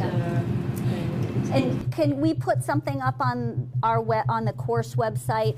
Just a little sort of document about the procedure, the steps you take. I should actually do a little part of a lecture on human subject. Okay. I will do it at some point or another. Maybe I should do it sooner rather than later. Yeah. If I'm not mistaken, the lead time can be as long as a month. Is that right? I don't think it's for just data collection. Okay. We get an expedited review. But yeah, it could be. It's good to count. It's good to count a month, so we don't have to call it favor mistake. Please for our project. Yeah. But a lot of those will be expedited, which means that the chairman can approve them. But in case that's actually a more involved project, Yeah. So basically, just to clarify, the only people who have to worry about the human subjects approval would be people who are gathering their own data from, like maybe doing a survey, for instance, or an experiment with your fraternity brothers or something like that. Using data that is restricted use for a reason or another, in which case the people who are giving you the data will know. Yeah.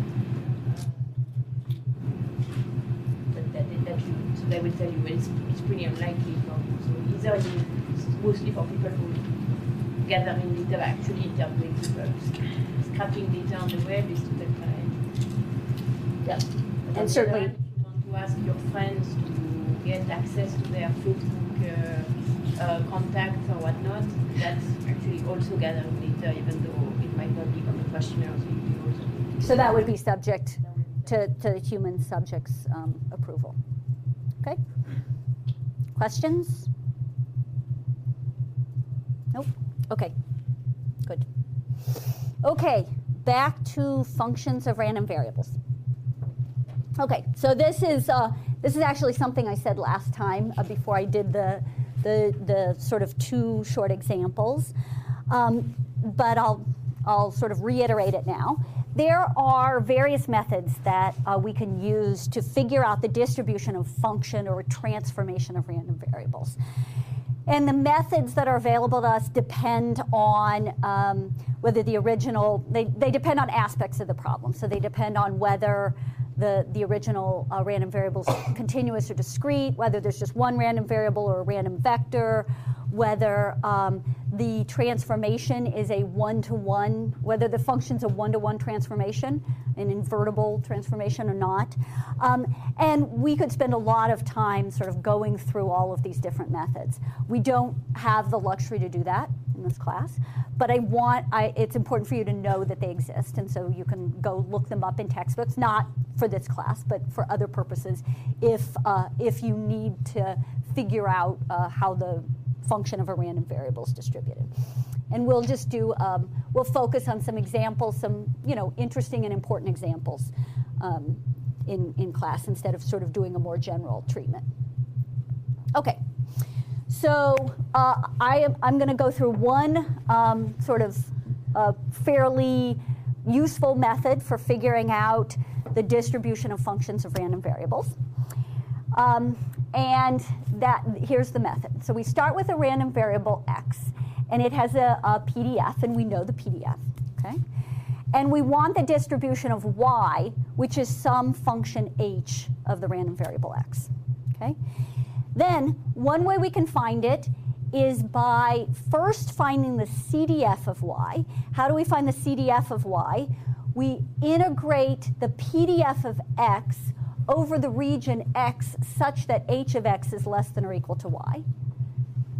And then once we have the CDF of y, then if it is continuous, I mean typically it will be if x is continuous, but if it is continuous, then we just take the derivative. If it's not continuous, then there's sort of other ways to find the PF from a discrete CDF.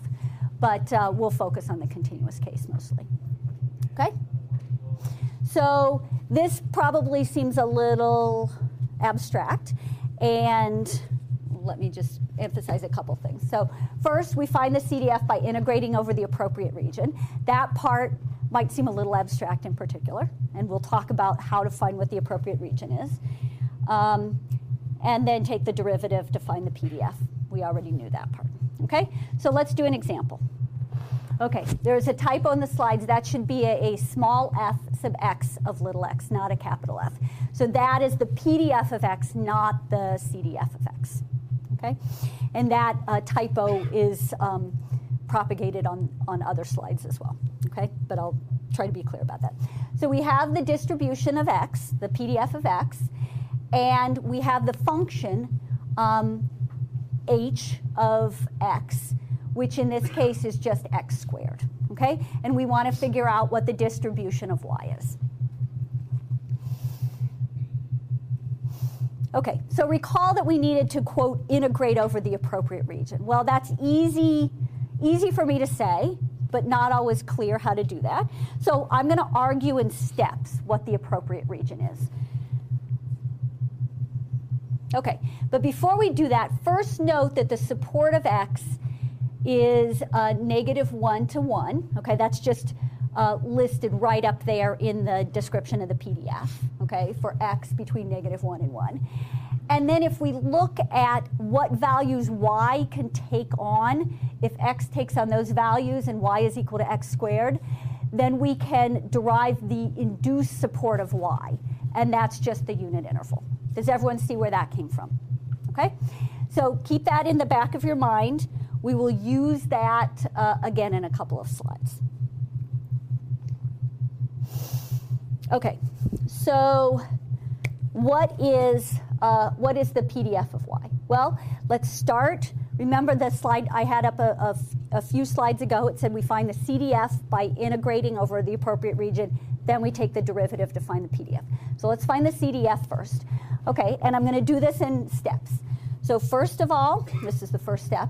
First of all, we're going to note, we're just going to write down the definition of the CDF of y. That's what we're trying to find. We're going to remind us what the CDF of y is. It's just simply the probability that y is less than or equal to little y. Okay, just the definition of the CDF. Now, the second thing we're going to do is we're going to plug in the function for y. So here in this first line, I had y less than or equal to little y in the probability statement, and I'm substituting in x squared, less than or equal to little y in the probability statement. Okay, I can do that. Then the next step is we solve within that probability statement for x. Okay, so we just have that's equal to the probability that x is between negative square root of y, little y, and positive square root of little y. Okay, just solve for x. And now it should become clear what the relevant region to integrate the PDF over is. Right? So what we have here is a probability statement involving a random variable whose PDF we have, right? And so all we need to do is just integrate from negative square root of y up to square root of y, the PDF of x. Okay? There we have it. Okay? And then once we do that integral, then we get positive square root of little y. Okay, so that's just what the PDF integrates to with those limits. Now, note I put here this is for y between 0 and 1. Remember that a few slides ago I said that we would be using the fact that the induced support of y was the unit interval 0 to 1, okay? And here's where we'll remind ourselves of that. Okay, so this is the CDF of y, and actually, the next slide has it in sort of more detail. Let me put that up.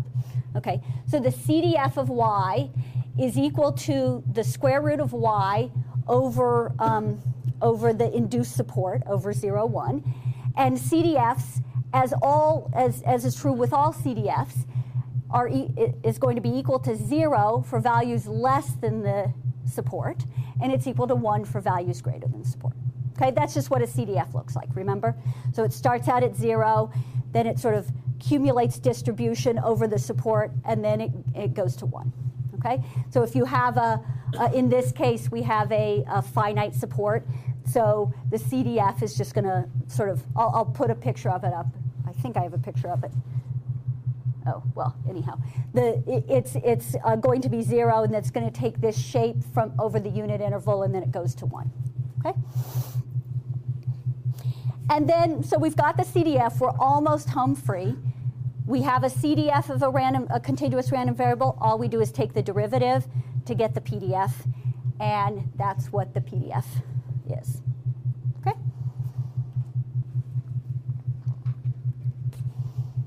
And I also point out this is where we use the fact of the induced support.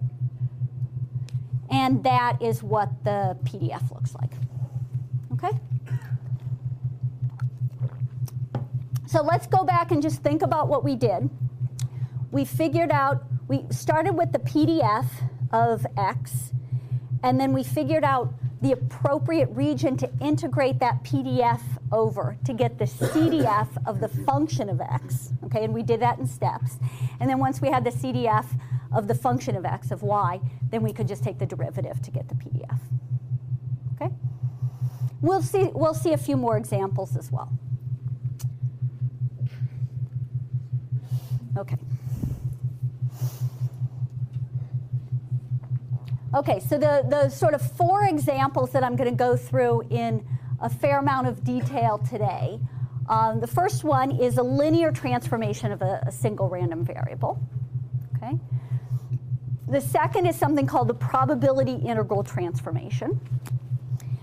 The third is something called a convolution, and we've actually seen an example of a convolution earlier in this semester. And then the fourth one is order statistics. Okay? Okay, so let's start with a linear transformation. So linear transformations come up all the time. So it's, I think it's important for us to, sort of have, have in the back of our mind or have like formulas available for us to just plug into to figure out what the distribution of a linear transformation of a random variable is. So why do linear transformations of random variables come up all the time? Well, maybe we have a random variable that's measured in the wrong units. So we have the length of Steph Curry's shots in feet, but we want them in meters, or vice versa. Okay, so that's just a linear transformation. Maybe we have a formula that dictates a linear relationship between 2 variables, and we know how one is distributed. So if we know how one is distributed, then we should be able to figure out how the other one's distributed if it's just a linear relationship. So for instance, the number of heating degree days in the month of February could be approximated as 28 times 65 minus the average high temperature. Okay? So if we know the average high temperature, we can the distribution of the average high temperature, then we can figure out the distribution of number of heating degree days in the month of February. And then maybe we have a situation where there's some theory, maybe some economic theory that predicts a linear relationship between 2 variables. Okay? So, sort of linear transformations or linear functions of random variables do come up quite regularly. Okay, so let x have a PDF, little f of x, and let y be equal to this linear transformation, ax plus b. Okay? And we're not going to allow a to be equal to 0, because if we allowed a to be equal to 0, then that gives us this sort of degenerate random variable. Basically just gives us a point mass, which we're not really interested in that. Okay? So how is y distributed? Okay, well, we're going to do the same thing. We're going to go step by step and figure out the relevant region of the support of x to integrate over to get the CDF of y. Okay? So we first write down, remind ourselves the definition of the CDF.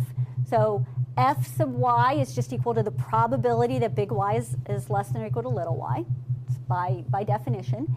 Now we plug in the function, so that's just equal to the probability that ax plus b is less than or equal to little y. Okay? And here we have to split it up into 2 branches because the solving for x is different if a is less than 0 or if a is greater than 0. Okay? So if a is greater than 0, then that's just equal to the probability that x is less than or equal to y minus b over a. And if a is less than 0, it's just the less than or equal sign gets switched. Okay? And so now we've got, actually before I put that up, let me just emphasize what we're going to do. Remember, we've got the PDF of x, and we have 2 probability statements here. I mean, we only care about one of them, depending on whether a is positive or negative. But we've got these probability statements involving x and involving, some other, function of variables or whatever. And so all we have to do is integrate the PDF over the region described by that probability statement. Okay? Is everyone on board with that? And what does that look like? Well, in the first case, we just integrate. We're asking what's the probability that x is less than or equal to some value. And so we just integrate from negative infinity up to that value, the PDF of x. That's it. Okay? And then the other one, it sort of gets switched around. Okay? And by the way, I can write this, I can integrate from this value up to infinity, but I could also rewrite this, it'll be handy to do this, as 1 minus this integral, okay? Because the integral over the entire support is going to be equal to 1.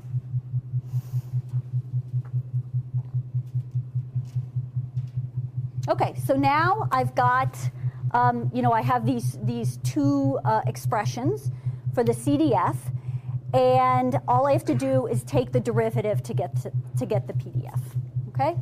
And so I take the derivative in, again, in these sort of two different branches, and the derivative, I'll flip back up, the derivative of this with respect to, let's see, with respect to y is just equal to that expression.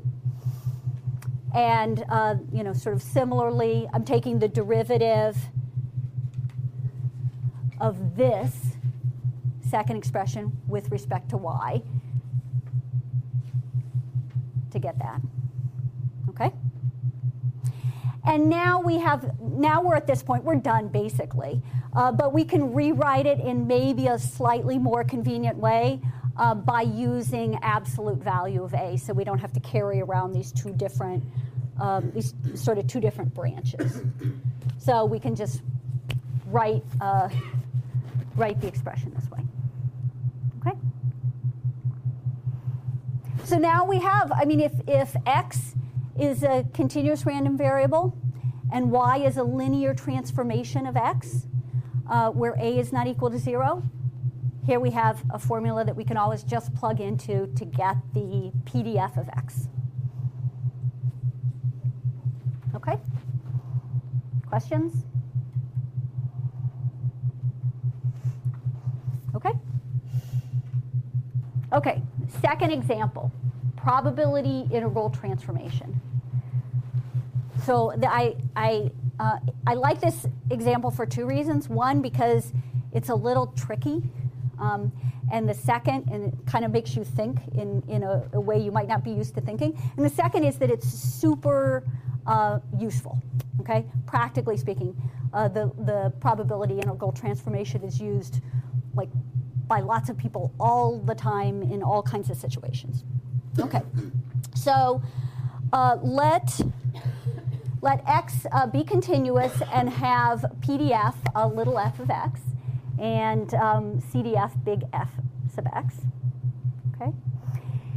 And let y be equal to big F sub x of x. How is y distributed? So there's something a little strange about this, right? Why would we use a CDF which describes, we're used to thinking of CDFs as a function that describes the distribution of a random variable, right? And that's what they are. But here we're using it to actually transform a random variable, which may seem like a strange thing to do. But why not? It's a function. It's a function just like any other function, so we can consider it as something that we can use to transform a random variable. And it turns out, there's a reason to do this that you'll see in a minute, it turns out that the result is very useful, okay? So now you have to kind of switch the way you're thinking about big F and think of it as just any old function that might transform a random variable, okay? Okay, so first let's note what the induced support of this new random variable is. So whatever the support of x is, the support of x can be anything, y is going to live on 0, 1. Why is that? It's a CDF, exactly. CDFs always are between 0 and 1, okay?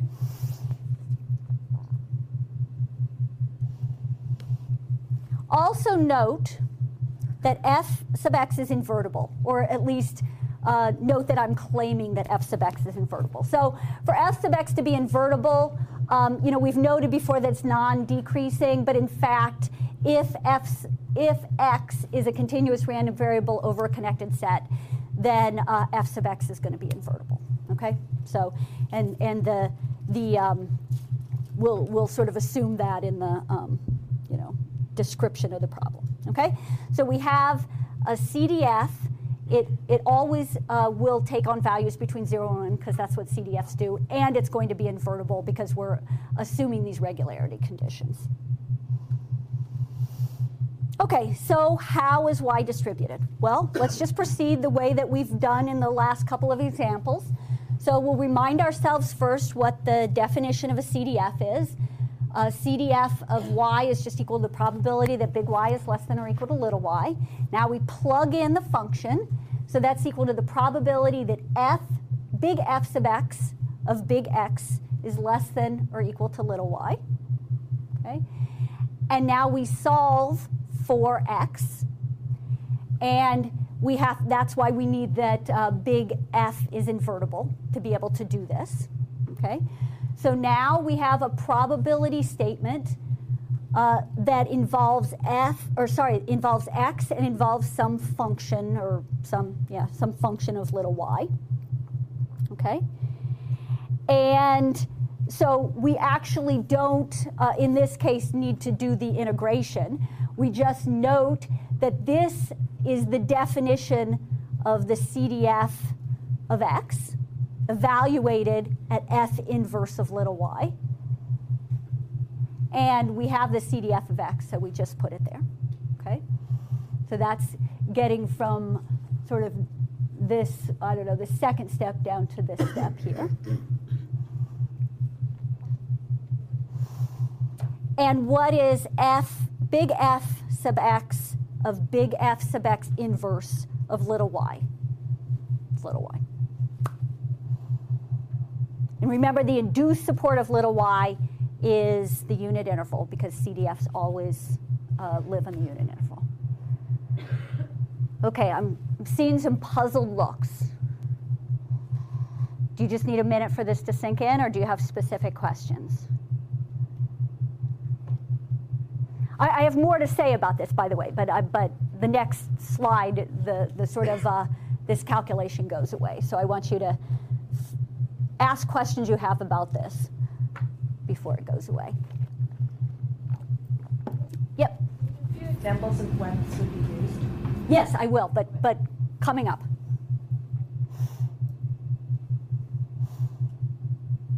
Is this okay, or do you want me to just go through the sort of logic one more time? Yeah, okay. Okay, so we've got this function, capital F sub x. Don't think about it as a CDF. I mean, you'll have to go back and forth. You'll have to think about it as a CDF in a second. But right now, just think of it as a function that we can use to transform a random variable, okay? Just like any other function. So what we do is we start out, sort of using sort of the multiple steps to figure out what the CDF of this transformed random variable is going to be. And so we just remind ourselves that it's equal to, the CDF of y is equal to the probability that y is less than or equal to little y. And that's equal to the probability. Now we're going to plug in the function for y. That is f sub x of big X. Okay? And now the next step, we solve for x, just like we've done before. And we get that it's equal to the probability that x is less than or equal to, just think of this as some function over here. Okay? Well, what is that? By definition, that is the CDF of big X evaluated at that function. And so we write it this way. And then since f, and since we're taking f of f inverse of little y, then the answer is just little y. Okay? Okay, this may seem a little mysterious, but I'll talk a little bit more about it, and it may, I don't know, I hope I add a little bit of meat to this discussion. Let's see. Oh, right, so this is a very important piece. We have to recognize what random variable has a CDF that looks like this. So I will tell you, it's a random variable we've seen before. So random variable, yeah, the uniform random variable, right? So let me draw a picture to convince you of that, right? So does everyone recognize this as the CDF of a uniform 0, 1 random variable? So remember the PDF of a uniform 0, 1 random variable looks like that. If we integrate this, then we just get 0 up until this point, and then we get a line equaling y, if this is y here, up until this point, 1, and then we get 1 after this. You agree? Okay, so let me go back for a second. So we figured out what the CDF of y is, and it's just equal to little y, and that tells us that y has a uniform 0, 1 distribution. Okay? That's the CDF. The only random variable that has that CDF is a uniform 0, 1 random variable. Okay? So what's the sort of bottom line of this example? A continuous random variable transformed by its own CDF will always have a uniform 0, 1 distribution. Any old continuous random variable, you take any continuous random variable, you transform it by its own CDF, it becomes a uniform 0, 1. Okay? So how could this be useful? What's the sort of practical application of something like this? I mean, I happen to think it's pretty cool, but that doesn't tell you why it's useful, okay? But before I tell you why it's useful, let's also think about whether this can work sort of going the other way, okay? So can we transform a uniform 0, 1 random variable by the inverse of a CDF and get a random variable with that CDF? And I will tell you, without making you puzzle over this for too long, that the answer is yes. Okay, so we need to have some regularity conditions, like x is, sort of the random variable is continuous on a connected set, and so forth. But okay, again, pretty cool. Now, interesting, but how can this be useful? Okay, so let me talk for just a minute about performing computer simulations. Have any of you written computer code to do simulations before? Yeah. Did you have to use random draws from some distribution? Okay. Do you remember what distribution? A Gaussian distribution. Okay. Yeah, so a normal distribution. Okay. So suppose that we want to write a computer simulation. We're interested in the spread of some virus over time in a school population, for instance. And we've got lots of pieces that go into our simulation, and some of them we have like actual data on, and others we have to make assumptions about the distribution of certain variables to feed into the simulation, okay?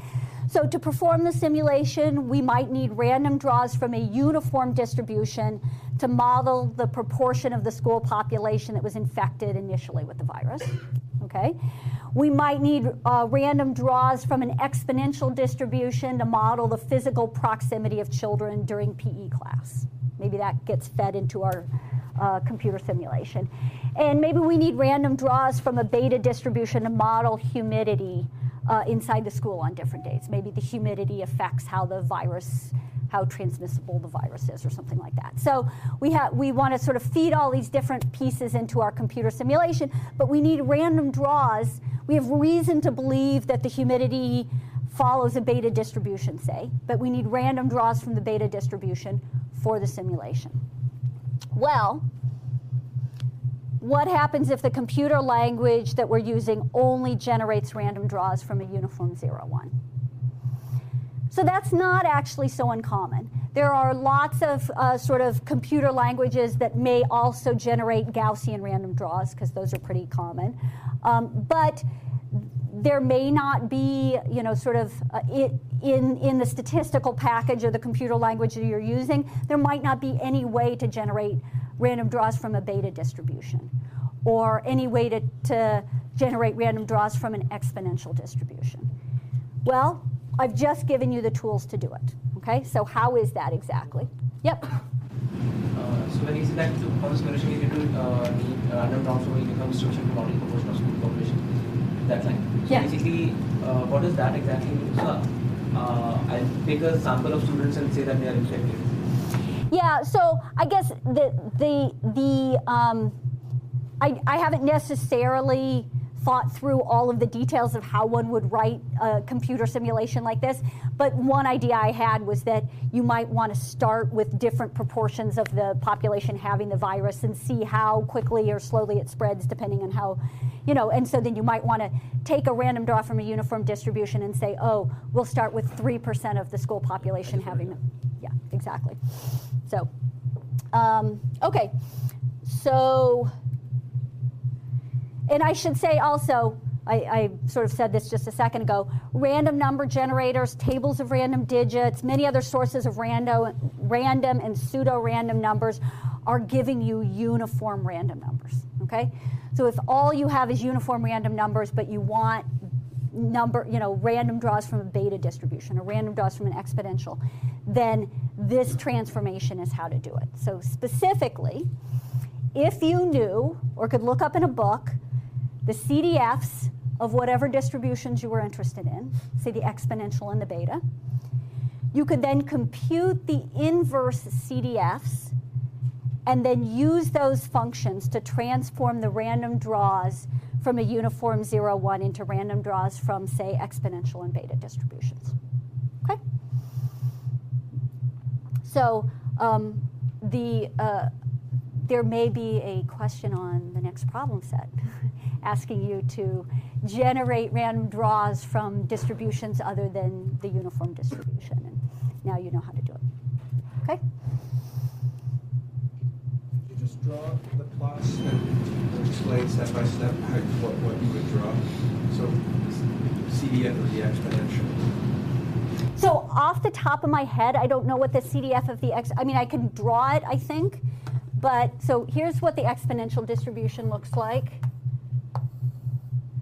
And so the CDF, this is the PDF of exponential.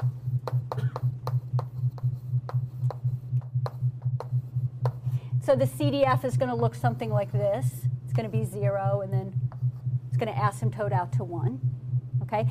I don't remember if I tried to write down the formula, I'd probably screw it up or something. But you can find the CDF in any statistics textbook or probability textbook. So you just take that CDF, you figure out what the inverse of that CDF is, and that's the function you use to transform uniform random draws into random draws from the exponential. So the inverse also has a plot. And yeah. The inverse can also be plotted. That's right. Okay. The inverse of that CDF is a uniform distribution. Sorry, if you take a uniform, no, this is great, because I'm sure you're not the only one who's a little puzzled by this. You take a uniform distribution, you transform it by the inverse of this CDF, you get an exponential. And then it follows that if you have random draws, random numbers generated from a uniform distribution, and you use the inverse of the CDF to transform each of those numbers, then those will be random draws from an exponential distribution. How would we write that mathematically? F inverse, to give a picture. I'm not sure exactly what you're asking. So how would I write? The same thing that you said, that we take the inverse of a exponential and then transform the uniform random variable. Yep. If you could write F inverse. I don't know. I to be honest, I don't know off the top of my head what the CDF of the exponent of the. Of F and oh, just so it's just. let's see, sorry. No, where did I put it?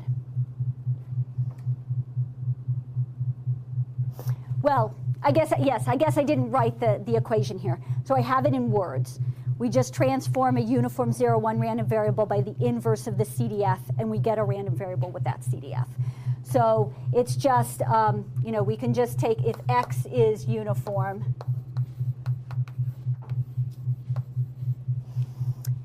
and Y is equal to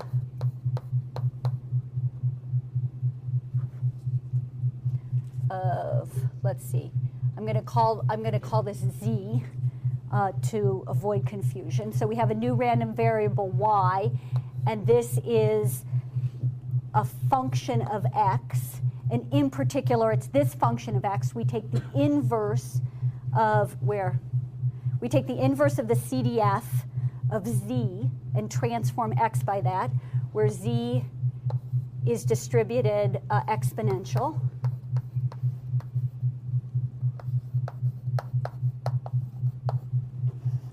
Okay, then Y will have an exponential distribution.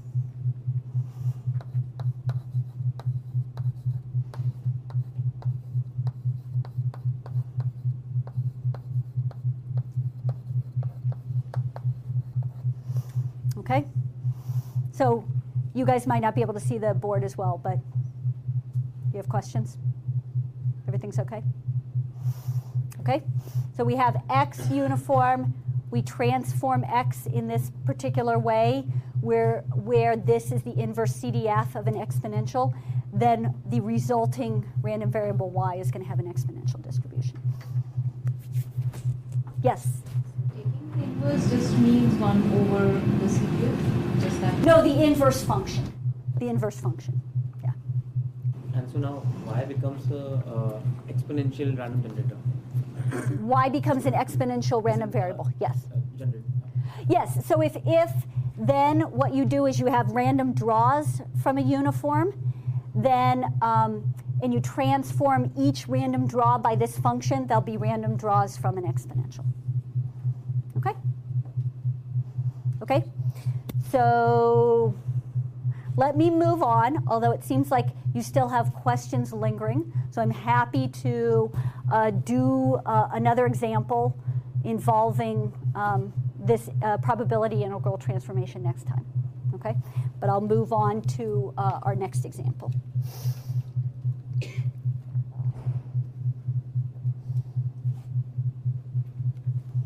Next example is a convolution. Okay? So convolution has a specific meaning in math, and it has actually even a more specific meaning in the context of probability. And in particular, it refers to the sum of independent random variables. Okay? So we've already seen one example where we cared about the sum of independent random variables, although we didn't know at the time that they were independent random variables. What was that example? Yes, the pills, the headache example, exactly. Okay? So we were interested in the sum there because I could take the 2 pills sequentially, so the distribution of the sum of their effective lives was of interest. Okay? And there are lots of cases where we care about the sum of random variables. So, questions can arise in many contexts. The total value of 2 investments, for instance. Let's say I have, sort of my 401k invested in one place, and my husband has his 401k invested in another place. Well, it's all going to kind of get mixed together at some point. So we don't really care about each one separately. We care about the sum of the 2 random variables that represent the values in those 2 accounts. Okay? Maybe we care about the total number of successes in 2 independent sets of trials. So there's some set of trials that's happening in one lab and another set in another lab, and we split them up because we didn't have the capacity in any one lab to do all of the trials, but what we really care about is the sum. Okay? And so there are lots of cases where sum of independent random variables arises. Okay, and I should also say that what I'm going to do here generalizes naturally in two ways. So I'm going to talk about the sum of two independent random variables, but it generalizes naturally to the sum of n independent random variables. And then it also generalizes naturally to the linear function of independent random variables. So we can, sort of what I'm doing here is sort of even more general than what I'm going to show you. But I'm just going to do the simple version. Okay, so let x be continuous with PDF f sub x, and y is also continuous with PDF f sub y, and they're independent. Okay, then let z be their sum. What is the PDF of z? So remember in the headache example, we actually computed what the PDF of z was. You might not remember that, but what we did is when we cared about, we hadn't even talked about functions of random variables yet, but what we cared about was the sum of them. When I asked, what if I take the pills sequentially? We cared about whether the sum was going to be greater than or less than or equal to some number. So we sort of found the region of the xy plane over which we should integrate. We sort of drew the line x plus y is equal to z, little z, or something like that. And then we integrated over that region of the xy plane, okay? And then that gave us a probability that x plus y was less than little z. And that is, in fact, the definition of the CDF of the sum of those two random variables, okay? So so we'll proceed similarly to the headache example. Oh, I should say one difference is that in the headache example, I just gave you the joint PDF. We hadn't even introduced independent random variables yet, so I just gave you the joint PDF. But in fact, they were independent, okay? We can easily get the joint PDF here because we know the random variables are independent, so we just multiply the marginal PDFs to get the joint. Okay? Then, once we do that, it's exactly the same as the headache example. Okay, so I think this is what I said just a minute ago. We set up the double integral to get the probability that x plus y was less than or equal to little z, and that is the definition of the CDF of this new random variable z, and then we took the derivative to get the PDF. Okay? And so I won't go through the sort of math again. You can look back at the headache example if you're interested. But that method works, and there are other methods that could also work. And so what we get is we get that the CDF is equal to this expression. Now the difference, remember that in the headache example, I gave you the joint PDF, and here we're leaving it general. Instead of specifying a particular joint PDF, I say each one of these random variables they're independent and they have their own PDFs, and so the joint PDF is just this, okay? So it'll look a little different from the headache example, but basically this is what one of the steps of the headache example looked like, okay? And so once we have the CDF, then we can just take the derivative and get the PDF. Yes? The limits of the integration is x minus y with x and y sum. Yes, exactly. Yeah. Yeah. So if you can go back to the headache example and see the pictures that we drew of the support and the joint PDF and how we drew the line where x plus y is equal to z, and you'll get the same limits of integration. I guess the other difference between this and the headache example is that in the headache example, the random variables were only took on non-negative values, and so the limits of integration here were started at 0 instead of negative infinity. Okay. Okay, so now we have, based on this example, we have a formula that we can just plug into for sums of independent random variables, okay? And this is the convolution formula.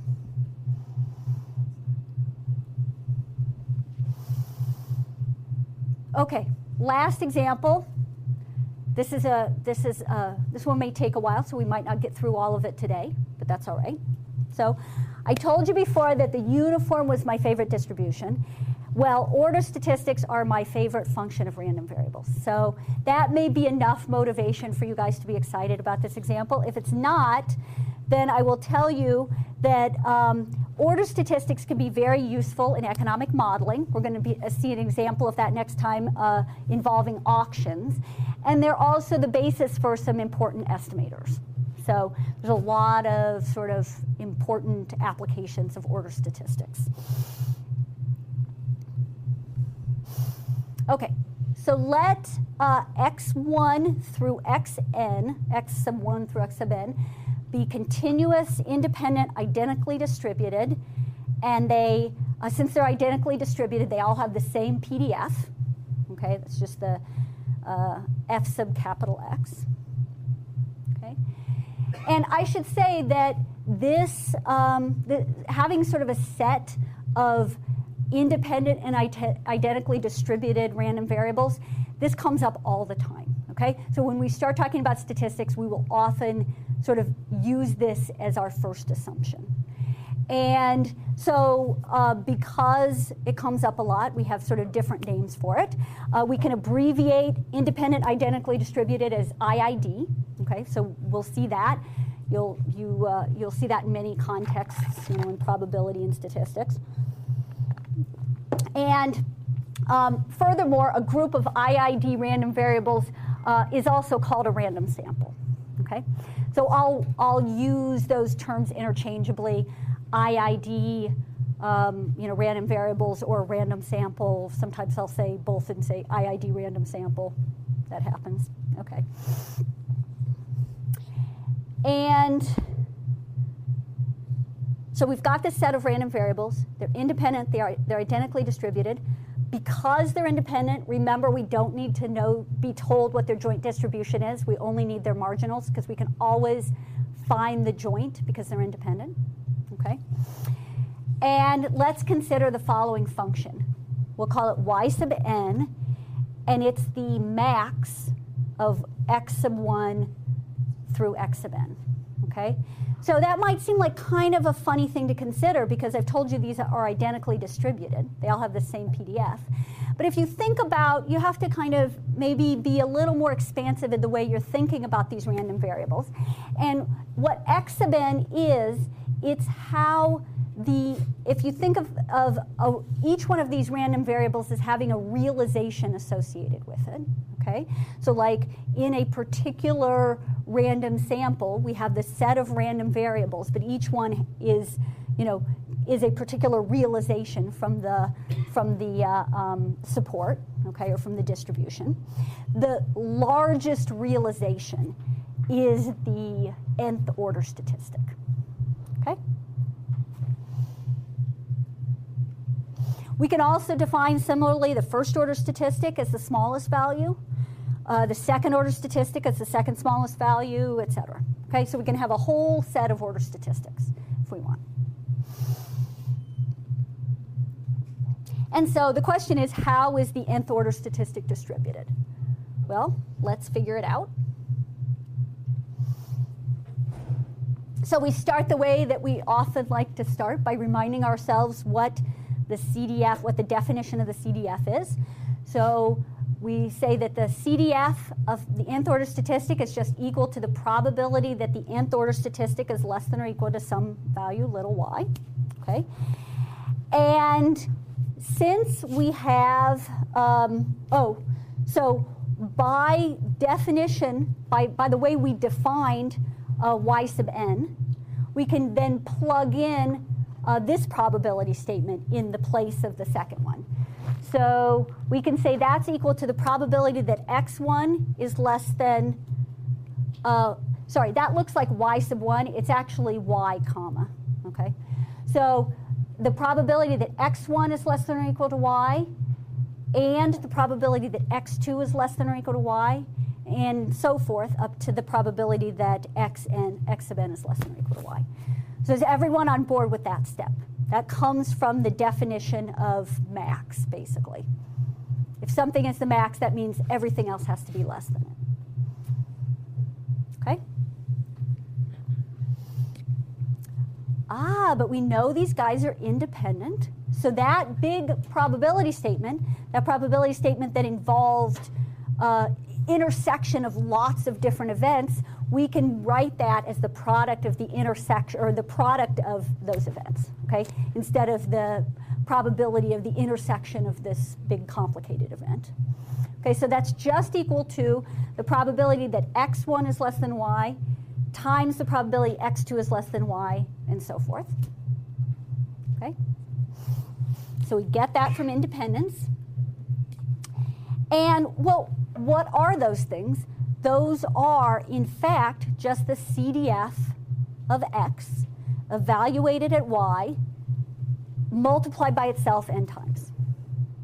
That's what it is. So, this is true because these are identically distributed. So each one of these capital F's is the same. Okay. Well, that was easy, right? Okay. Well, now we've got the CDF of the nth order statistic. Let's take the derivative to get the PDF.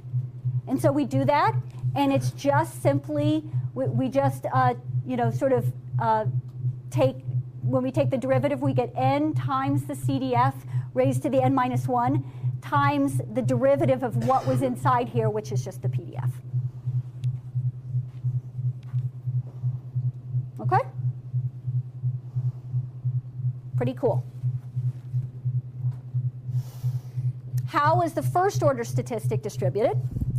Well, we can do a similar calculation, and it's going to lead to the PDF of the first order statistic looking like this. And that probably won't take you too much convincing to see why that's true. Okay?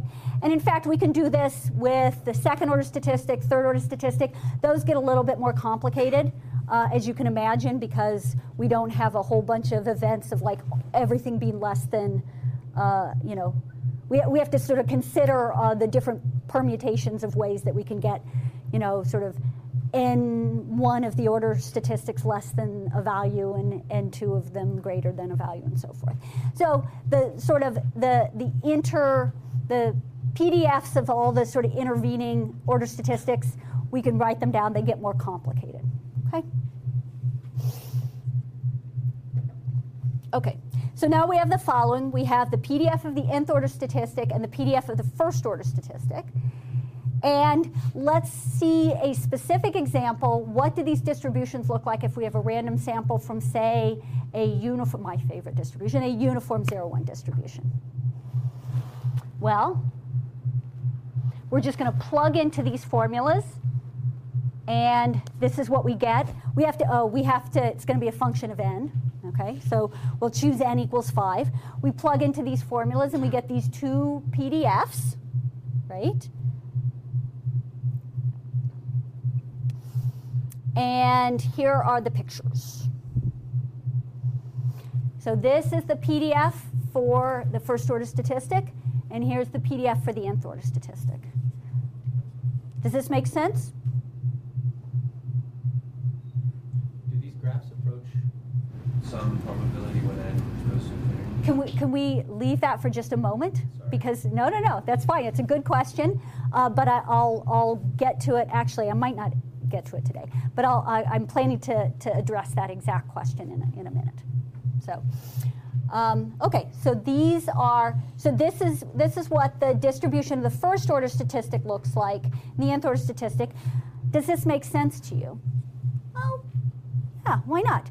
So if you have like 5 realizations from a uniform distribution and you look at the smallest one, well, you would expect, first of all, the support of that distribution has to be 0, 1, okay, because that's the support of the underlying distribution. Has to be the same, right?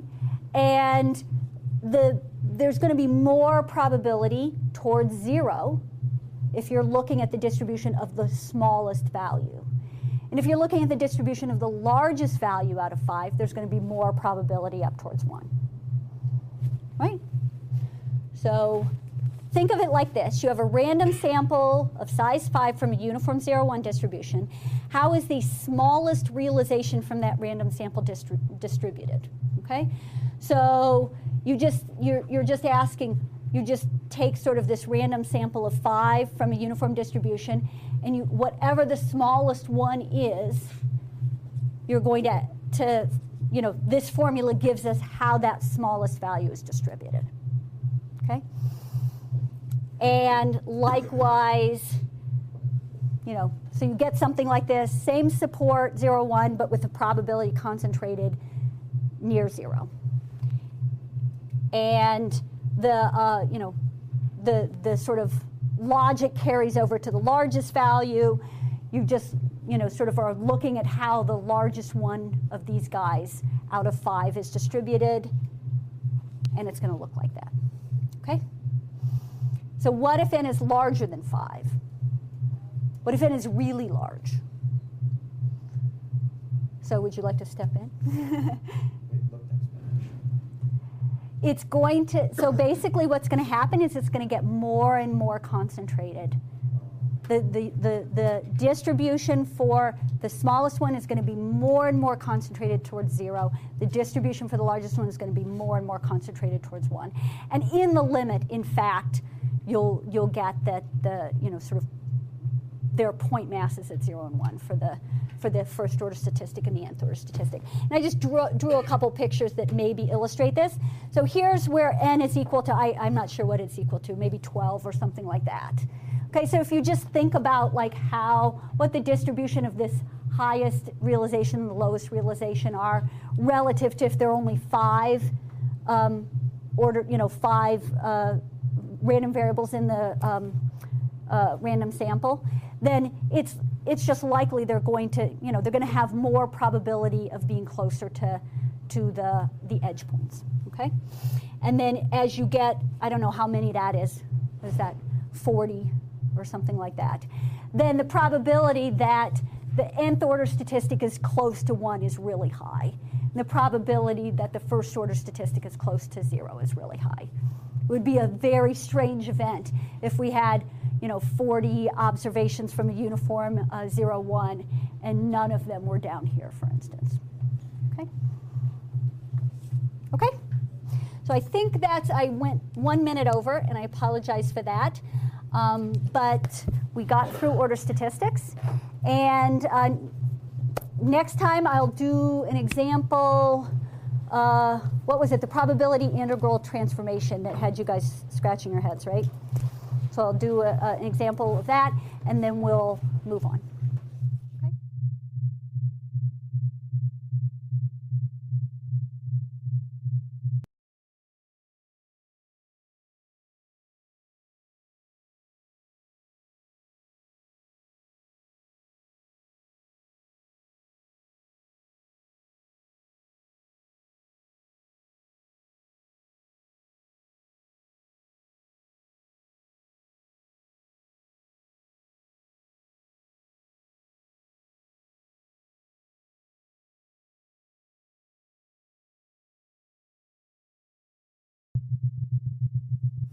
Okay, a couple of weeks ago, we ended with an example involving computing probabilities from a joint PDF. And it generated a lot of questions you guys had. So I thought it would be useful if I went through another example. And this one is taken from de Groot and Shervish's book. But I think it's a really nice example. It sort of lets me draw some sort of nice 3D pictures of what's going on, which I hope will sort of help your intuition a little bit. Okay, so suppose we have a joint PDF, little f, of x and y, and it's just equal to some constant times x squared y for these values of x and y, okay? And it's equal to 0 otherwise. Well, let's first start, before we do any kind of calculations, let's draw a picture of the support of this distribution. What is the support of a distribution? Well, it's the region of the xy plane over which there is positive probability. Okay? So just as a first step, let's make sure we understand what the support is. And how do we get from the specification of the joint distribution that I've given you here, how do we get the support? Where do we look for information on the support? Right. So it's this, this statement right here. So this PDF is non-zero for values of y and x such that x squared is less than or equal to y, which is less than or equal to 1. Okay? So the first step is all we do is draw that support. And this is what it looks like. Okay? So is that clear to everyone where that came from? So basically, I just drew the function y equals x squared, okay? Here's y equals x squared. And then I drew the line y equals 1. And the support is basically everything that's sort of contained between those two functions, okay? Okay, so this is our joint PDF. It's equal to x squared y over that support. So what I've done here is given you a 3D drawing of the actual joint PDF. I've taken the xy plane, the sort of y-axis, and rotated it down. So now it's you know, sort of on this horizontal plane along with the x-axis. So this is the support that I drew in the previous slide, okay, right here. And then the joint PDF is the surface above that describes the probability with which x and y take on various values. Okay? So how did I get this? How did I get this picture? Where did this come from? Right, so it came from the function c times x squared times y. So that's all I've done here is just taken c, some constant, times x squared times y, and drawn it over this support. Okay? Okay, so so far I haven't told you what c is, and we might want to know, because this isn't necessarily a completely specified joint PDF. How do we find c? Well, one, the sort of way that we, that's the sort of foolproof way that we have for finding c, is to remember that a joint PDF always has to integrate to 1. That's just a property a joint PDF has. And so if we integrate this function over the support, set that equal to 1, set that integral equal to 1, then we can solve for c. Okay, so that's just what that says.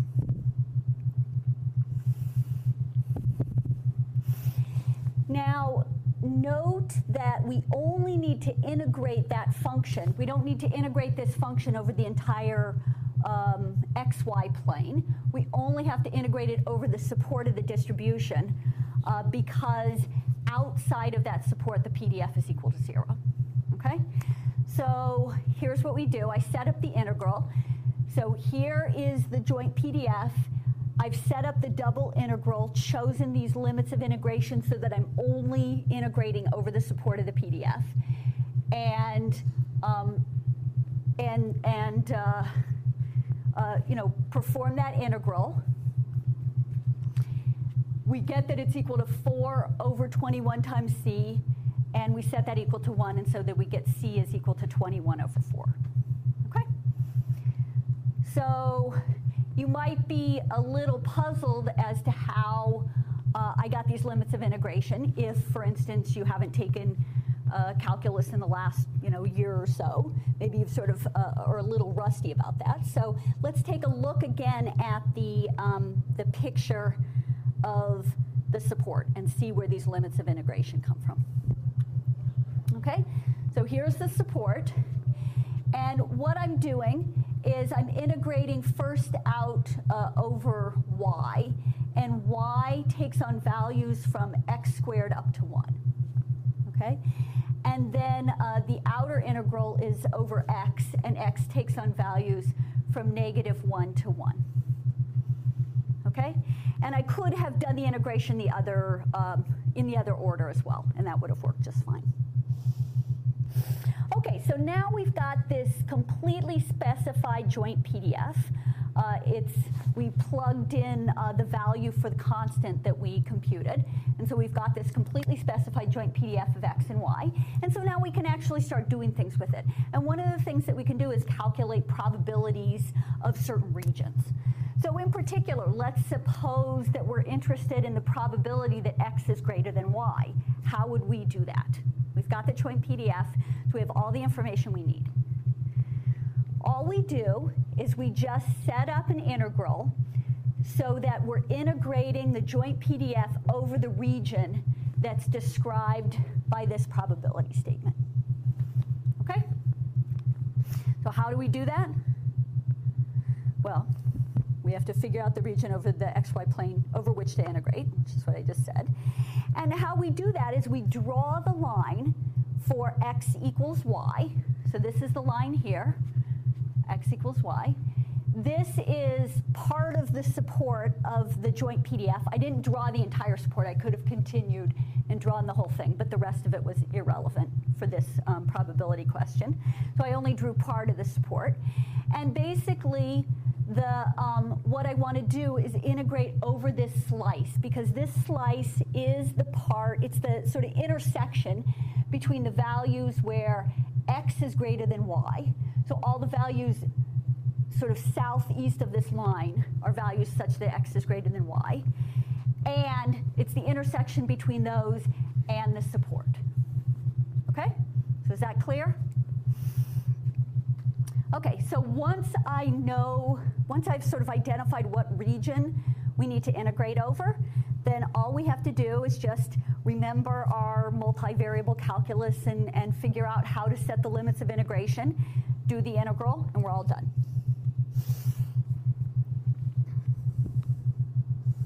Okay? And if we, so this is, we set the limits of integration to ensure that we're integrating over this little sliver here. And we get, if we perform that integration, we get 3 over 20. Okay? So here, just to reiterate, y is going from x squared up to x, and then x is going from 0 to 1. And that's where the limits of integration come from.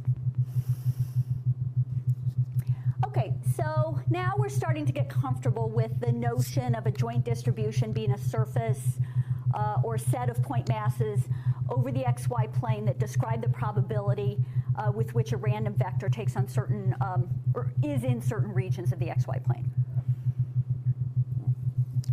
And we've also seen examples of how to calculate probabilities by integrating the PDF over the relevant regions. And now we're going to see some other things that we can do with joint PDFs or joint distributions.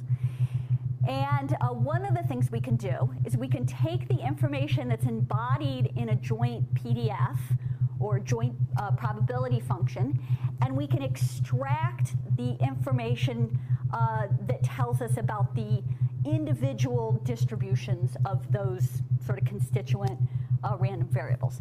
So let's suppose we've got a joint PDF of x and y, but we really only care about x for some reason. So how do we get the individual or the marginal distribution of x from that joint distribution? So let me first tell you how to do it, give you sort of the definition, and then we'll do some examples. Okay? Okay, so for discrete random variables, all we do is if we want the marginal distribution of x, and we have the joint distribution of x and y, we sum out over y. And I'll sort of give you the intuition for that in just a second.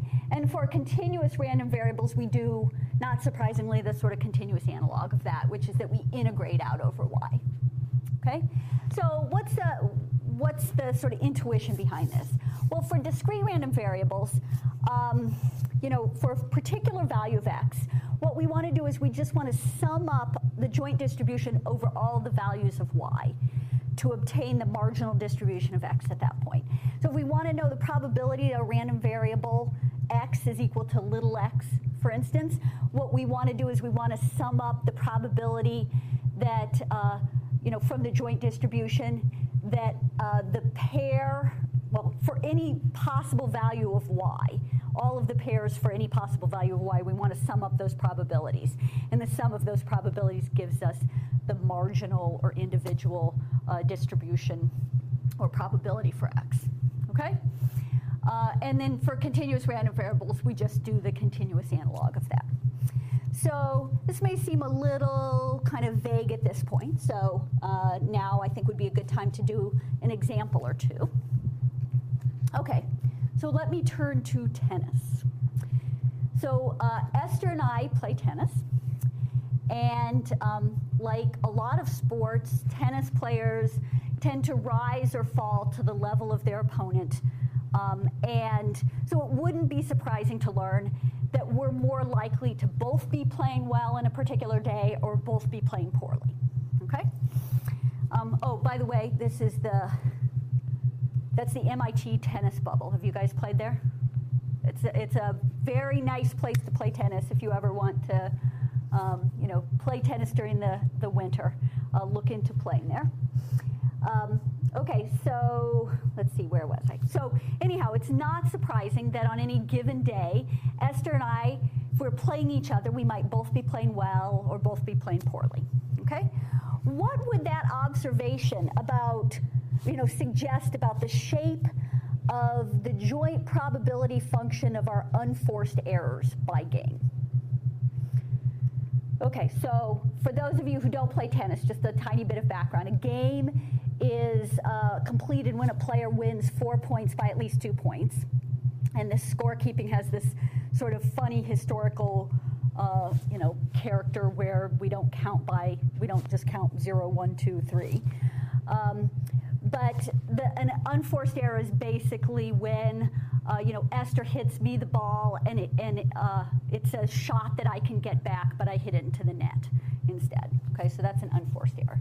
So obviously, if we're both playing well, we would have relatively few unforced errors. If we're both playing poorly, we'd have more unforced errors.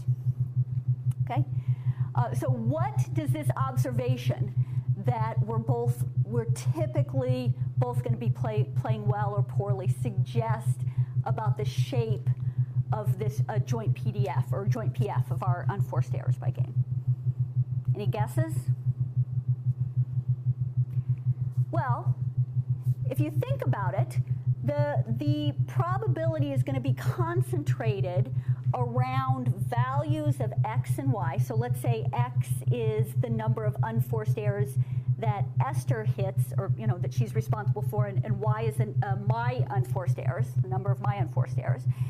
So if we're both playing well or poorly, we would expect the probability to be concentrated around points in the joint PF where x and y have similar values. So we would expect there not to be a lot of probability for points, where I have a lot of unforced errors and Esther has few, and vice versa. But we would expect a lot of probability to be concentrated around points where we have similar numbers, right? So exactly what might something like this look like? Well, here's one example. So I just made this up, obviously. This is not based on any long-term data that we've been collecting.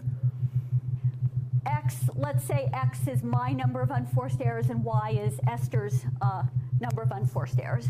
And what we see is there's a concentration of probability around this sort of axis where x and y have similar values. And very little probability here and very little probability up there. Actually 0, the way I've drawn it. Okay? Does that make sense? Okay, and apparently because we don't hit that many unforced errors, we're pretty good. Okay, so here's the graphical representation of exactly the joint PF I just showed you. So I just sort of drew what it would look like graphically. And now let's calculate the marginal distribution for marginal distributions for both x and y. Okay, So remember what we said a couple of slides ago. All we want to do is add up over values of the other random variable to get the value of the marginal distribution for a particular x or particular y. So specifically, the probability that I make 2 unforced errors in a game is the probability that I make 2 unforced errors and Esther makes 0, plus the probability that I make 2 and Esther makes 1, plus the probability that I make 2 and Esther makes 2, etc. Okay? So all I'm doing is just adding up along a particular value for x.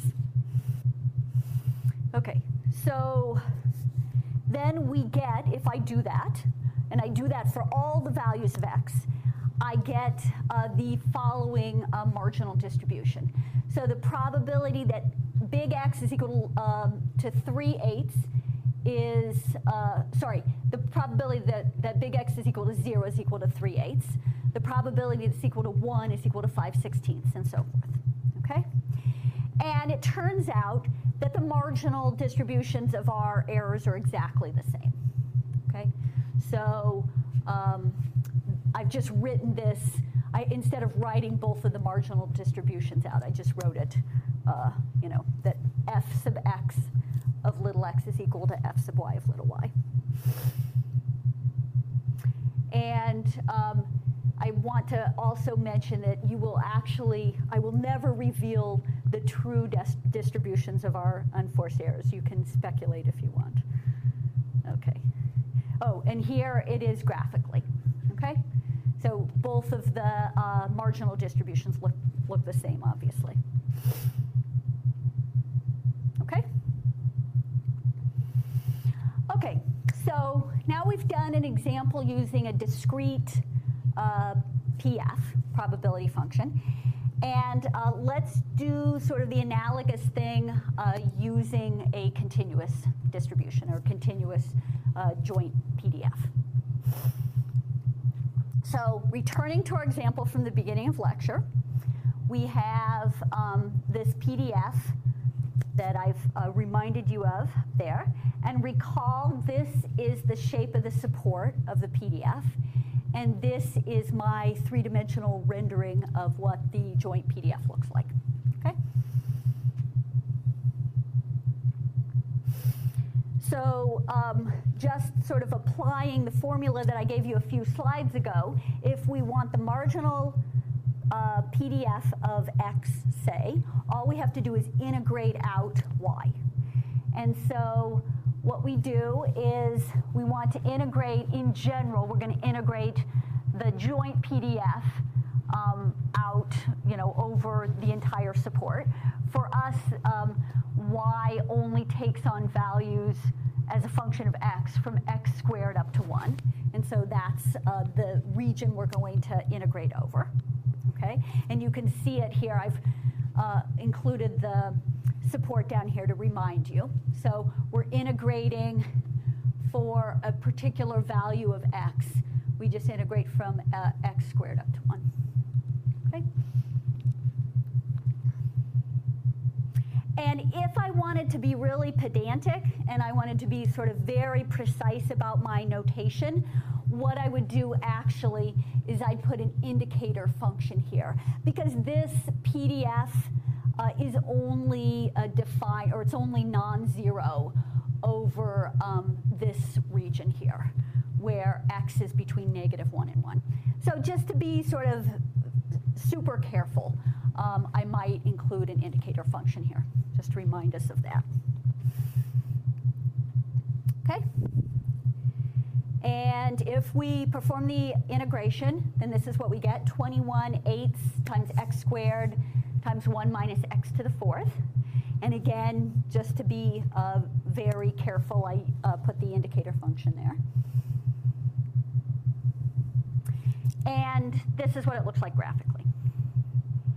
Okay?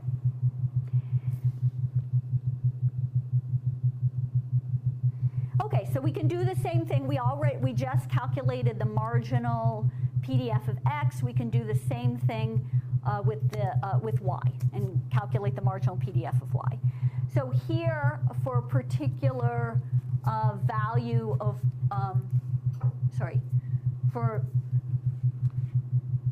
for a particular value of x, for a particular value of y. I want to make sure I get this right. The limits of integration are going from negative square root of y to square root of y, okay? And again, just to be careful, I want to put the indicator function there, although a lot of times you might see it not used. And we perform that integration, and we get that it's equal to 7/2 y to the 5/2. Okay? And what does this look like graphically? There we go.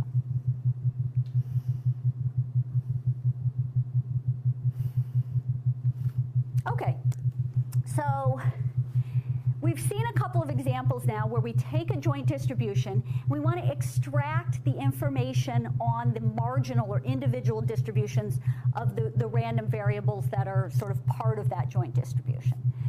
So we have seen examples of how we can do that, and we know sort of in general that we can do that. So I want to pose the following question. If you know the marginals, can you construct the joint distribution? So if I gave you, for instance, this marginal PDF and this marginal PDF, do you think that you could reconstruct the joint distribution of x and y?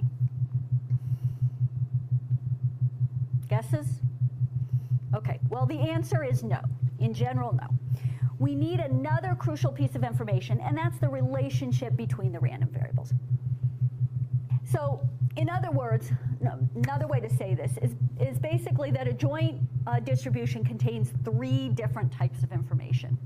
It contains the information about how each one of the 2, if it's a bivariate distribution, about how each one of the 2 random variables is distributed on its own, and then it also contains information about how they're related to each other. And without all 3 of these pieces of information, we can't reconstruct the joint PDF, okay? So that sort of provides a nice segue into our discussion of independence, because independence is, in fact, a special kind of relationship between random variables. And random variables can be related in a variety of ways, but independence is kind of, it's an important and special type of relationship. So it's a good place to start. Okay, so let me first define what independence of random variables is. So x and y are independent if the probability that x is in some region A and that y is in some region B is equal to the product of the probabilities that each are in those respective regions, okay? For all regions of A and B. So that, if you think about having sort of 2 random variables and having their joint distribution perhaps, and trying to check something like this, that's virtually impossible. I mean, how do you check that something is true for all possible regions, subregions A and B? But in fact, we can sort of come up with some more useful results that we can use to test whether random variables are independent. So this definition here implies that, in particular, the joint CDF of 2 random variables is equal to the product of the marginal CDFs. Okay, so that can be useful. And furthermore, one can prove, and we won't go through the details here, that x and y are independent if and only if that's also true of the PDFs. So in other words, the joint PDF factors as the 2 marginal PDFs. Okay? So if we have that, then we know that these random variables are independent. And this condition is easy to check, and it's very useful. So we'll sort of use it a lot. We'll come back to it. Okay. And in fact, we can even go further. We can say something even stronger about the joint PDF of independent random variables. If they're both continuous and they have a joint PDF, they're independent if and only if the joint PDF factors into two functions where G is a non-negative function of X alone and H is a non-negative function of Y alone. Okay? So that can be a useful way to check independence of random variables. We just look at the joint PDF, and if we can factor it, if it's continuous, and we can factor it in this way, we know that the random variables are independent. Okay? Okay, so do you guys remember the headache example from a few lectures ago? Okay, so let's return to that example and ask ourselves about the relationship between the two random variables in this example, and in particular, whether they're independent. Okay, so remember I said that this was what the joint PDF of the effective period of the two tablets was. Okay, so the effective period of naproxen is random variable X, or yeah, random variable X, and the effective period of, what's the other one? Acetaminophen is Y, okay? And this is their joint distribution. So are X and Y independent here? What do you think? So we look at this joint PDF, and we see if it fits any of these conditions here, like for instance, whether we can factor it into non-negative functions of X alone and Y alone. And in fact, we can, okay? So this PDF can be factored, and in fact, X and Y, if we went to the trouble of computing the marginal PDF of X and the marginal PDF of Y, we would see that they were identical, okay? The X and Y have the same distribution, okay? But we don't need to actually compute the marginal PDFs to test or to, check whether these are independent. We can just check the factoring result. Okay, second example. Let's go back to the example that I started the lecture with today. And here is the joint PDF of X and Y. Are X and Y independent in this case? And before you answer, let me just tell you it's a bit of a trick question. Okay, well, it's a bit of a trick question because if you just look at the joint PDF, this part of the joint PDF, it certainly looks like that function factors into a function of X alone and a function of Y alone. However, the support implies that the values that the random variable Y can take on depend on the value of X, and vice versa.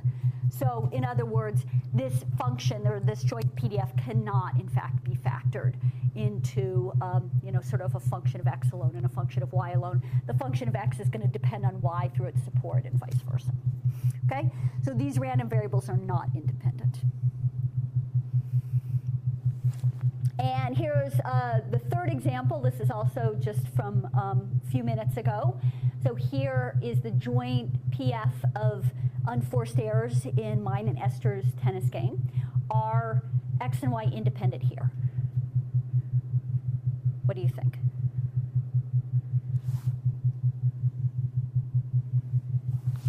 No, they're not. And why is that? Well, remember when I told you what the definition of independence of random variables was? I said, actually, let's just flip back there quickly.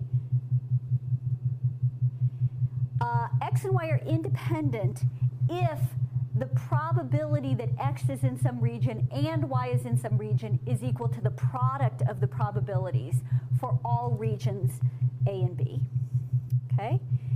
And here, in this example, it's easy to think of a region where that definition is violated. So in particular, if you look at this region, there's no probability in the joint probability function, okay? 0 probability for that entire region. And yet the product of the two marginal distributions is non-zero. If you think back to the marginal distributions that we calculated for this example, take their product, the marginal distributions are non-zero. So this violates the definition, okay?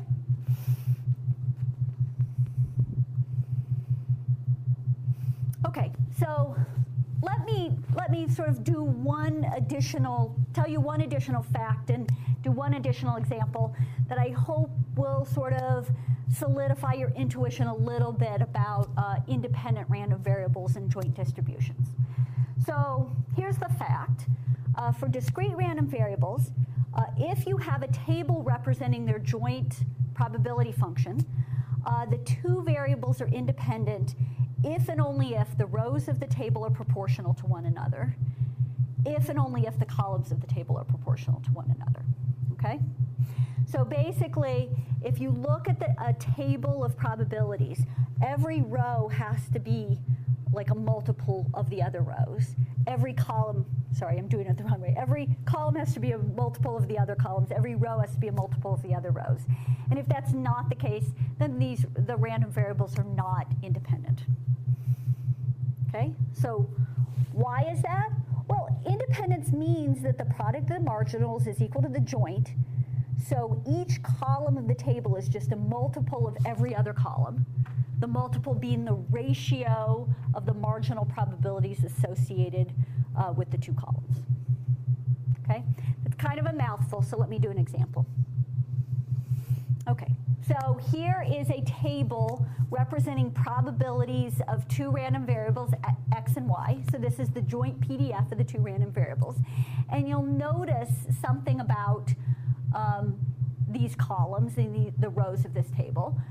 This column is just a multiple of this column. Every single value is the same ratio with this value. This column is in fact exactly the same as this one and this one.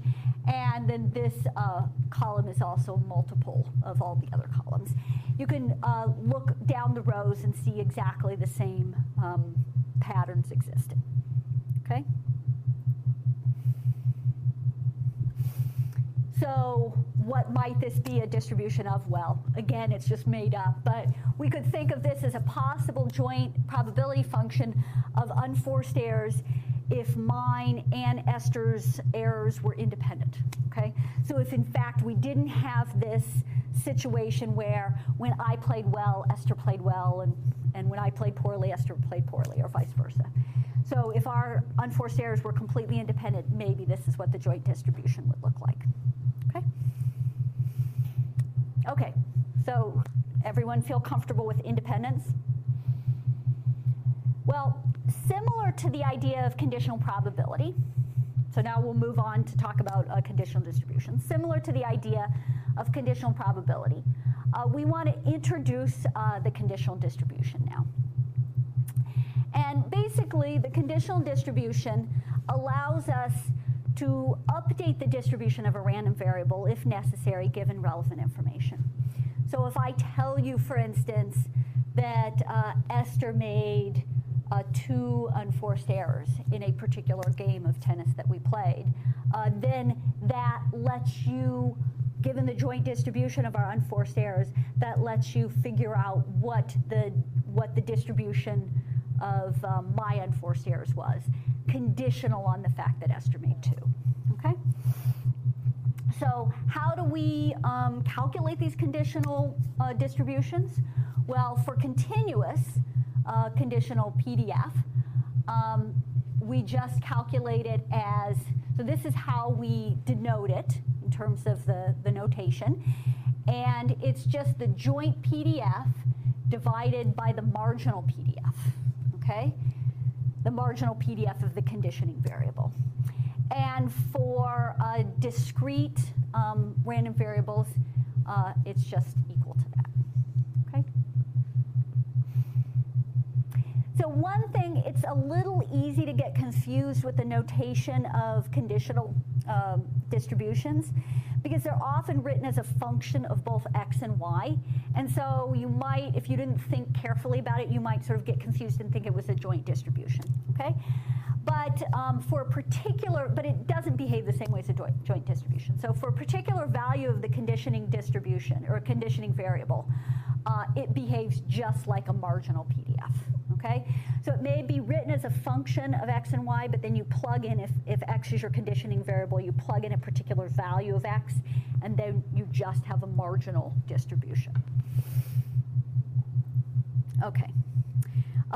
So another way to think, and we'll see this graphically in a second, another way to think that I find useful to think about conditional distributions is that what we're doing is we're taking a slice of the joint distribution. We're taking the relevant slice, which corresponds to a value of the conditioning variable.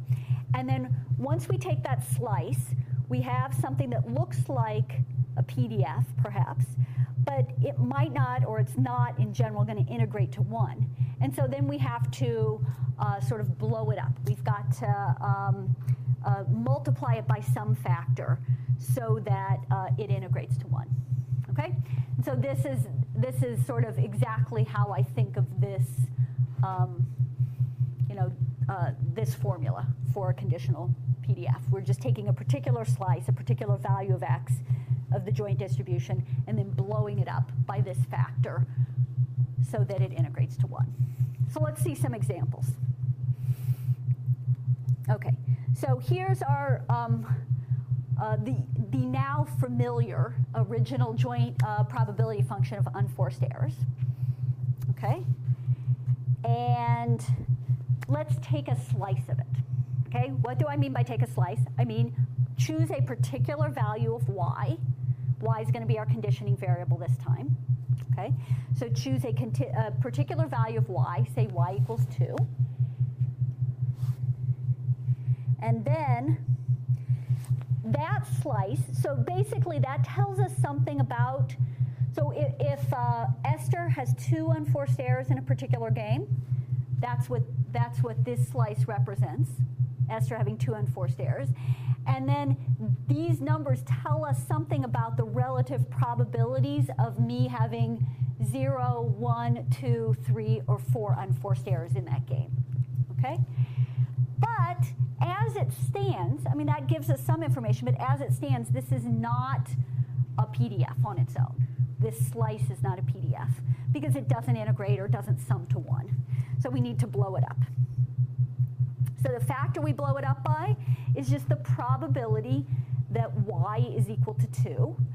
And we can go back and look at the marginal distribution that we calculated several slides ago from this joint distribution, the marginal distribution of y.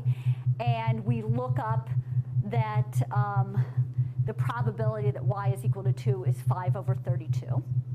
And that's the factor that we use to sort of multiply or divide, actually, all of these probabilities so that they sum to 1. Okay, so here we have it. Once we've divided by that factor, then we get the conditional distribution of x conditional on y equaling 2 is 2/5 for x equals 1 or 2, and 1/5 for x equals 3, and 0 otherwise. Okay? So is that clear? So basically what we've done here, we're conditioning on y equals 2. We care about the distribution of x, given that y is equal to 2.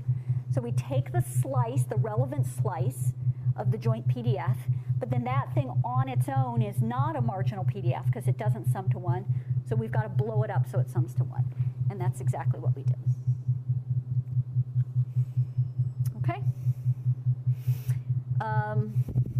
Let's also compute a conditional PDF. So that was sort of a discrete example. Let's do a continuous example now, and we'll return to the earlier example we had this lecture, this one. Okay?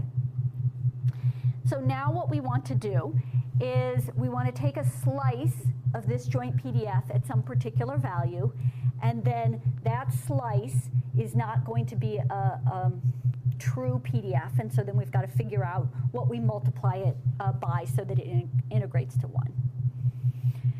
So let's take the slice x equals 1/2. Okay, so I've sort of drawn it here. Maybe you can kind of picture in your mind what that slice is going to look like. Okay. And so I think I already said this. We're just going to take the slice and then suitably normalize it so it is a valid PDF on its own. Okay?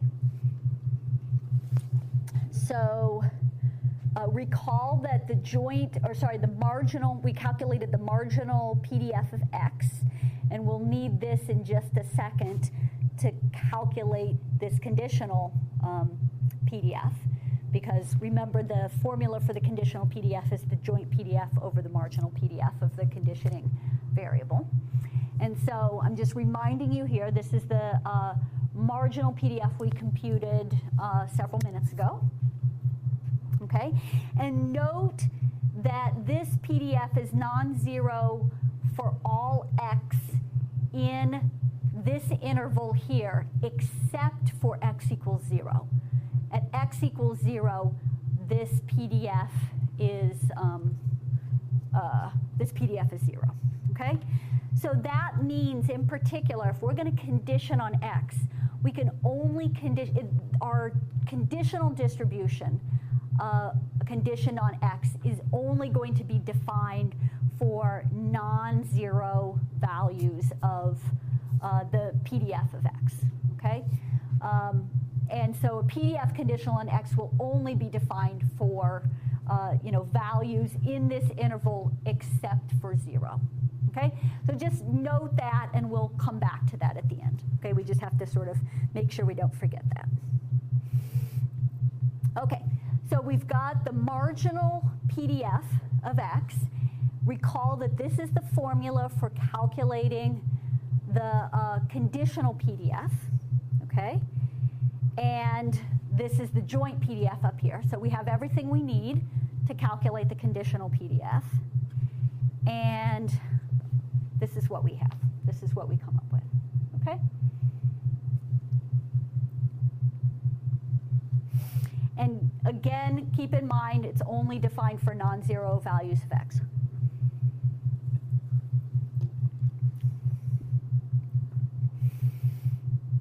Okay, so now what we can do, so that's fine. As I said, recall I said a few minutes ago that sometimes the notation is a little confusing because conditional PDFs are expressed as a function of both x and y, so they look kind of like joint PDFs. Well, that's the case here, right? So this conditional PDF is a function of both x and y, little x and little y. But what we can do is we can plug in a particular value of x, as long as it's a value where the probability of x is non-zero. We plug in a particular value of x, and then that gives us a conditional distribution of y that's no longer a function of x. So plug in any legitimate value of x, and let's just say x equals 1/2. That's the little sort of red arrow that I had on the previous slide. And we just plug that into the sort of general form for the conditional distribution on the top, and we get 32/15y for y between 1/4 and 1, okay? And 0 otherwise. So what does this look like graphically? So here's the picture from before. Remember I said what we were going to do is we would take a slice of this joint PDF and then just blow it up so that it was a legitimate PDF. And this is precisely what it looks like when we sort of do the calculation, okay?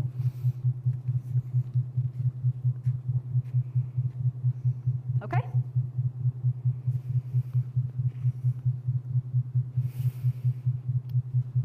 Okay, so not surprisingly, there is a relationship between conditional distributions and independence, right? So we saw this when we were before we were even talking about random variables when we were just talking about probability. We talked about the relationship between independent events and conditional probabilities, and some very similar relationship exists here. So in particular, the conditional distribution of y is equal to the unconditional distribution of y, so just the marginal distribution of y, if and only if x and y are independent, okay? So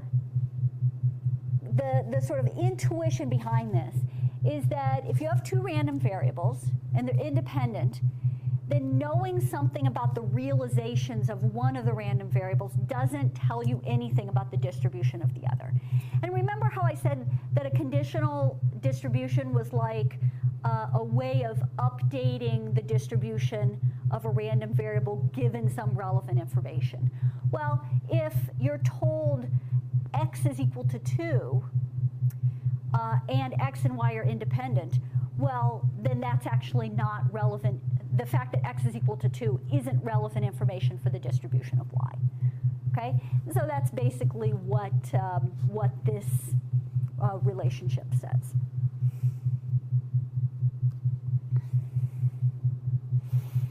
Okay, so now in the next few minutes, we're going to switch gears or sort of go on to start the next topic. And I want to just give you a little bit of a preview, I guess, a little bit of a segue. So as I've emphasized before, we need to start with a foundation in probability, even though, we may be ultimately interested in analyzing data, and we might be ultimately interested in, sort of statistics and how we can test various hypotheses using data sets. But we need to start with a foundation in probability because we can't talk about how functions of random variables behave until we know about how random variables behave. And we can't talk about statistics such as the sample mean or a t-test or whatever until we know about functions of random variables, because that's precisely what a statistic is, okay? So there are good reasons to sort of have a foundation in probability otherwise, but at least for us, this may be the most important reason, because what we're going to be doing when we talk about statistics, we're talking about functions of random variables. And we can't talk about functions of random variables unless we know how random variables behave. And so that's what we've been doing for the better part of this semester. So now we move on to our discussion of functions of random variables, and this is going to lead us into our discussion of statistics. Okay, so the basic idea is that we have a random variable x, and we know its distribution, okay? And we want to know how a new random variable y, which is some known function of x, is distributed, okay? So a more complicated version of this problem is that we have a whole bunch of random variables, x1, x2, x3, and we want to know how how h of x, a function of the entire random vector x, is distributed, okay? So here, this is maybe not the most careful notation in the world, but I'll sometimes use capital X to refer not just to a random variable, but an entire random vector. And that's what I did here, okay?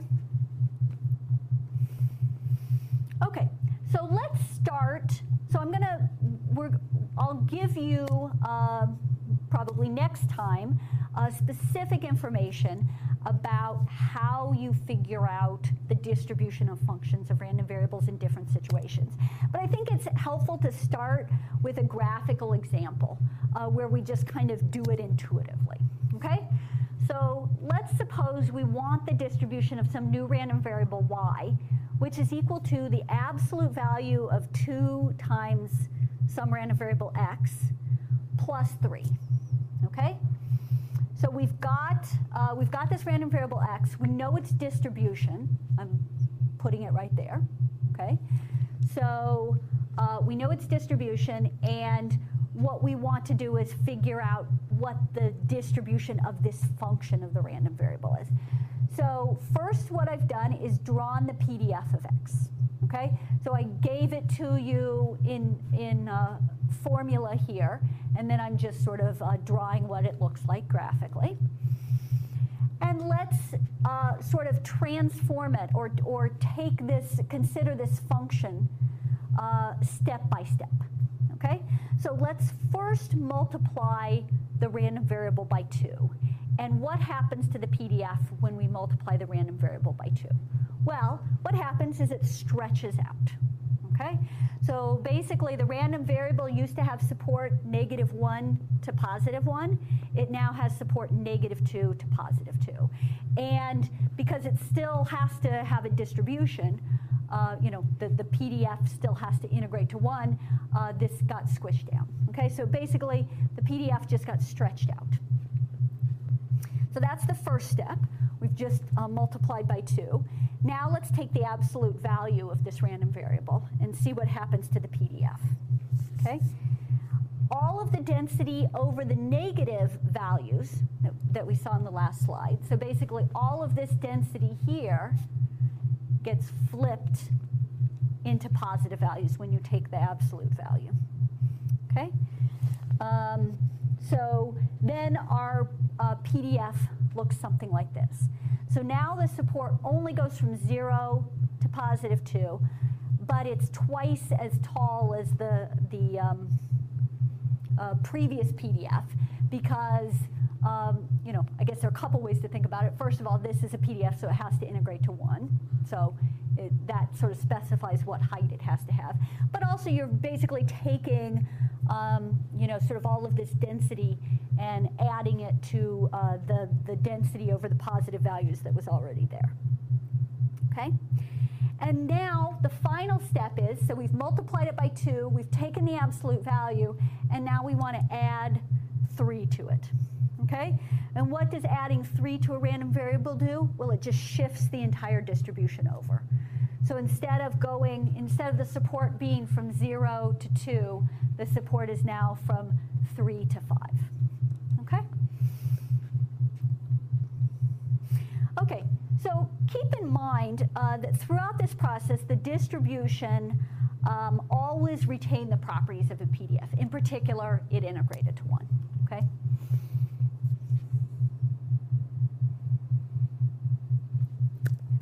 And let me just do one more example that should help firm up your intuition of what a function of a random variable does, okay? So suppose we have a random variable x, which has a uniform 0, 1 distribution. What function g can transform x to be binomial with parameters 2 and 0.5? So this is kind of a puzzling question, right? So the last example, I gave you the function, and then we just went step by step, you know, sort of transforming the random variable by the function. Here, I didn't give you the function. I asked you to come up with the function. So we've got 2 random variables. One has a uniform 0, 1 distribution, and one has a binomial 2.5 distribution. What function might transform one into the other? Well, maybe I can give you a hint. The first thing to do that might be helpful is to write down what these PDFs look like. Okay, so the PDF for uniform 0, 1 random variable is just equal to 1 over the unit interval and 0 otherwise. And what does the PDF for a binomial 2.5 random variable look like? Well, we can sort of calculate it. You might sort of be able to figure this out off the top of your head, but if not, you can go back and remind yourself what a binomial distribution looks like. And you get that it's equal to 1/4 where x equals 0 or 2 and equal to 1/2 where x equals 1. Okay, so remember this is just a coin flip. You flip the coin 2 times, it's a fair coin, so there's probability 1/2 of a head and 1/2 of a tail. What's the number of heads you get? Well, it's 0 or 2 with probability 1/4, and it's equal to 1 with probability 1/2. Okay? So now we've got these two PDFs, and we still want the function that's going to map one into the other, that's going to transform the first into the second.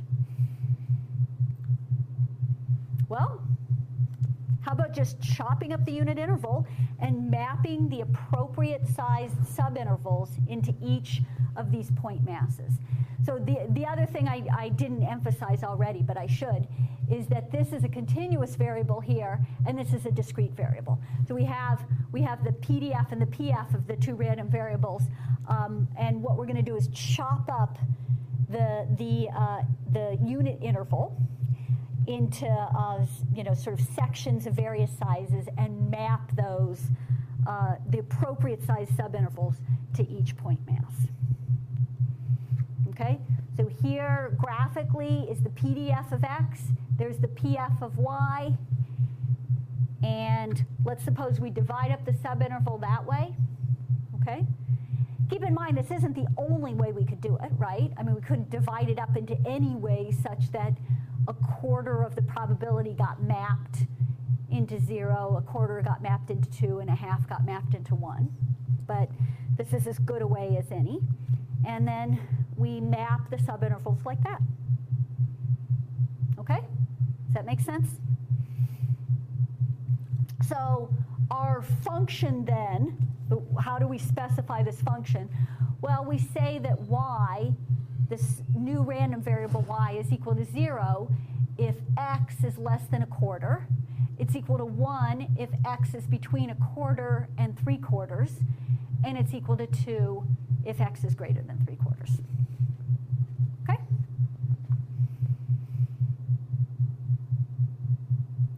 Okay, so I mentioned this before. This is one possible way to do it, certainly not unique. And we'll see this over and over again when we talk about functions of random variables.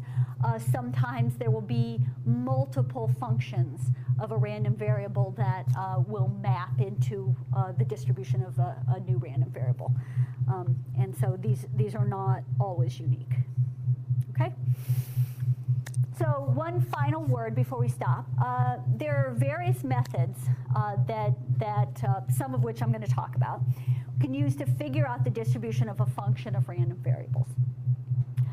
Which methods one can use on a particular problem depend on whether the original random variable is discrete or continuous, whether there's just one random variable or random vector, and whether the function is invertible or not. Okay?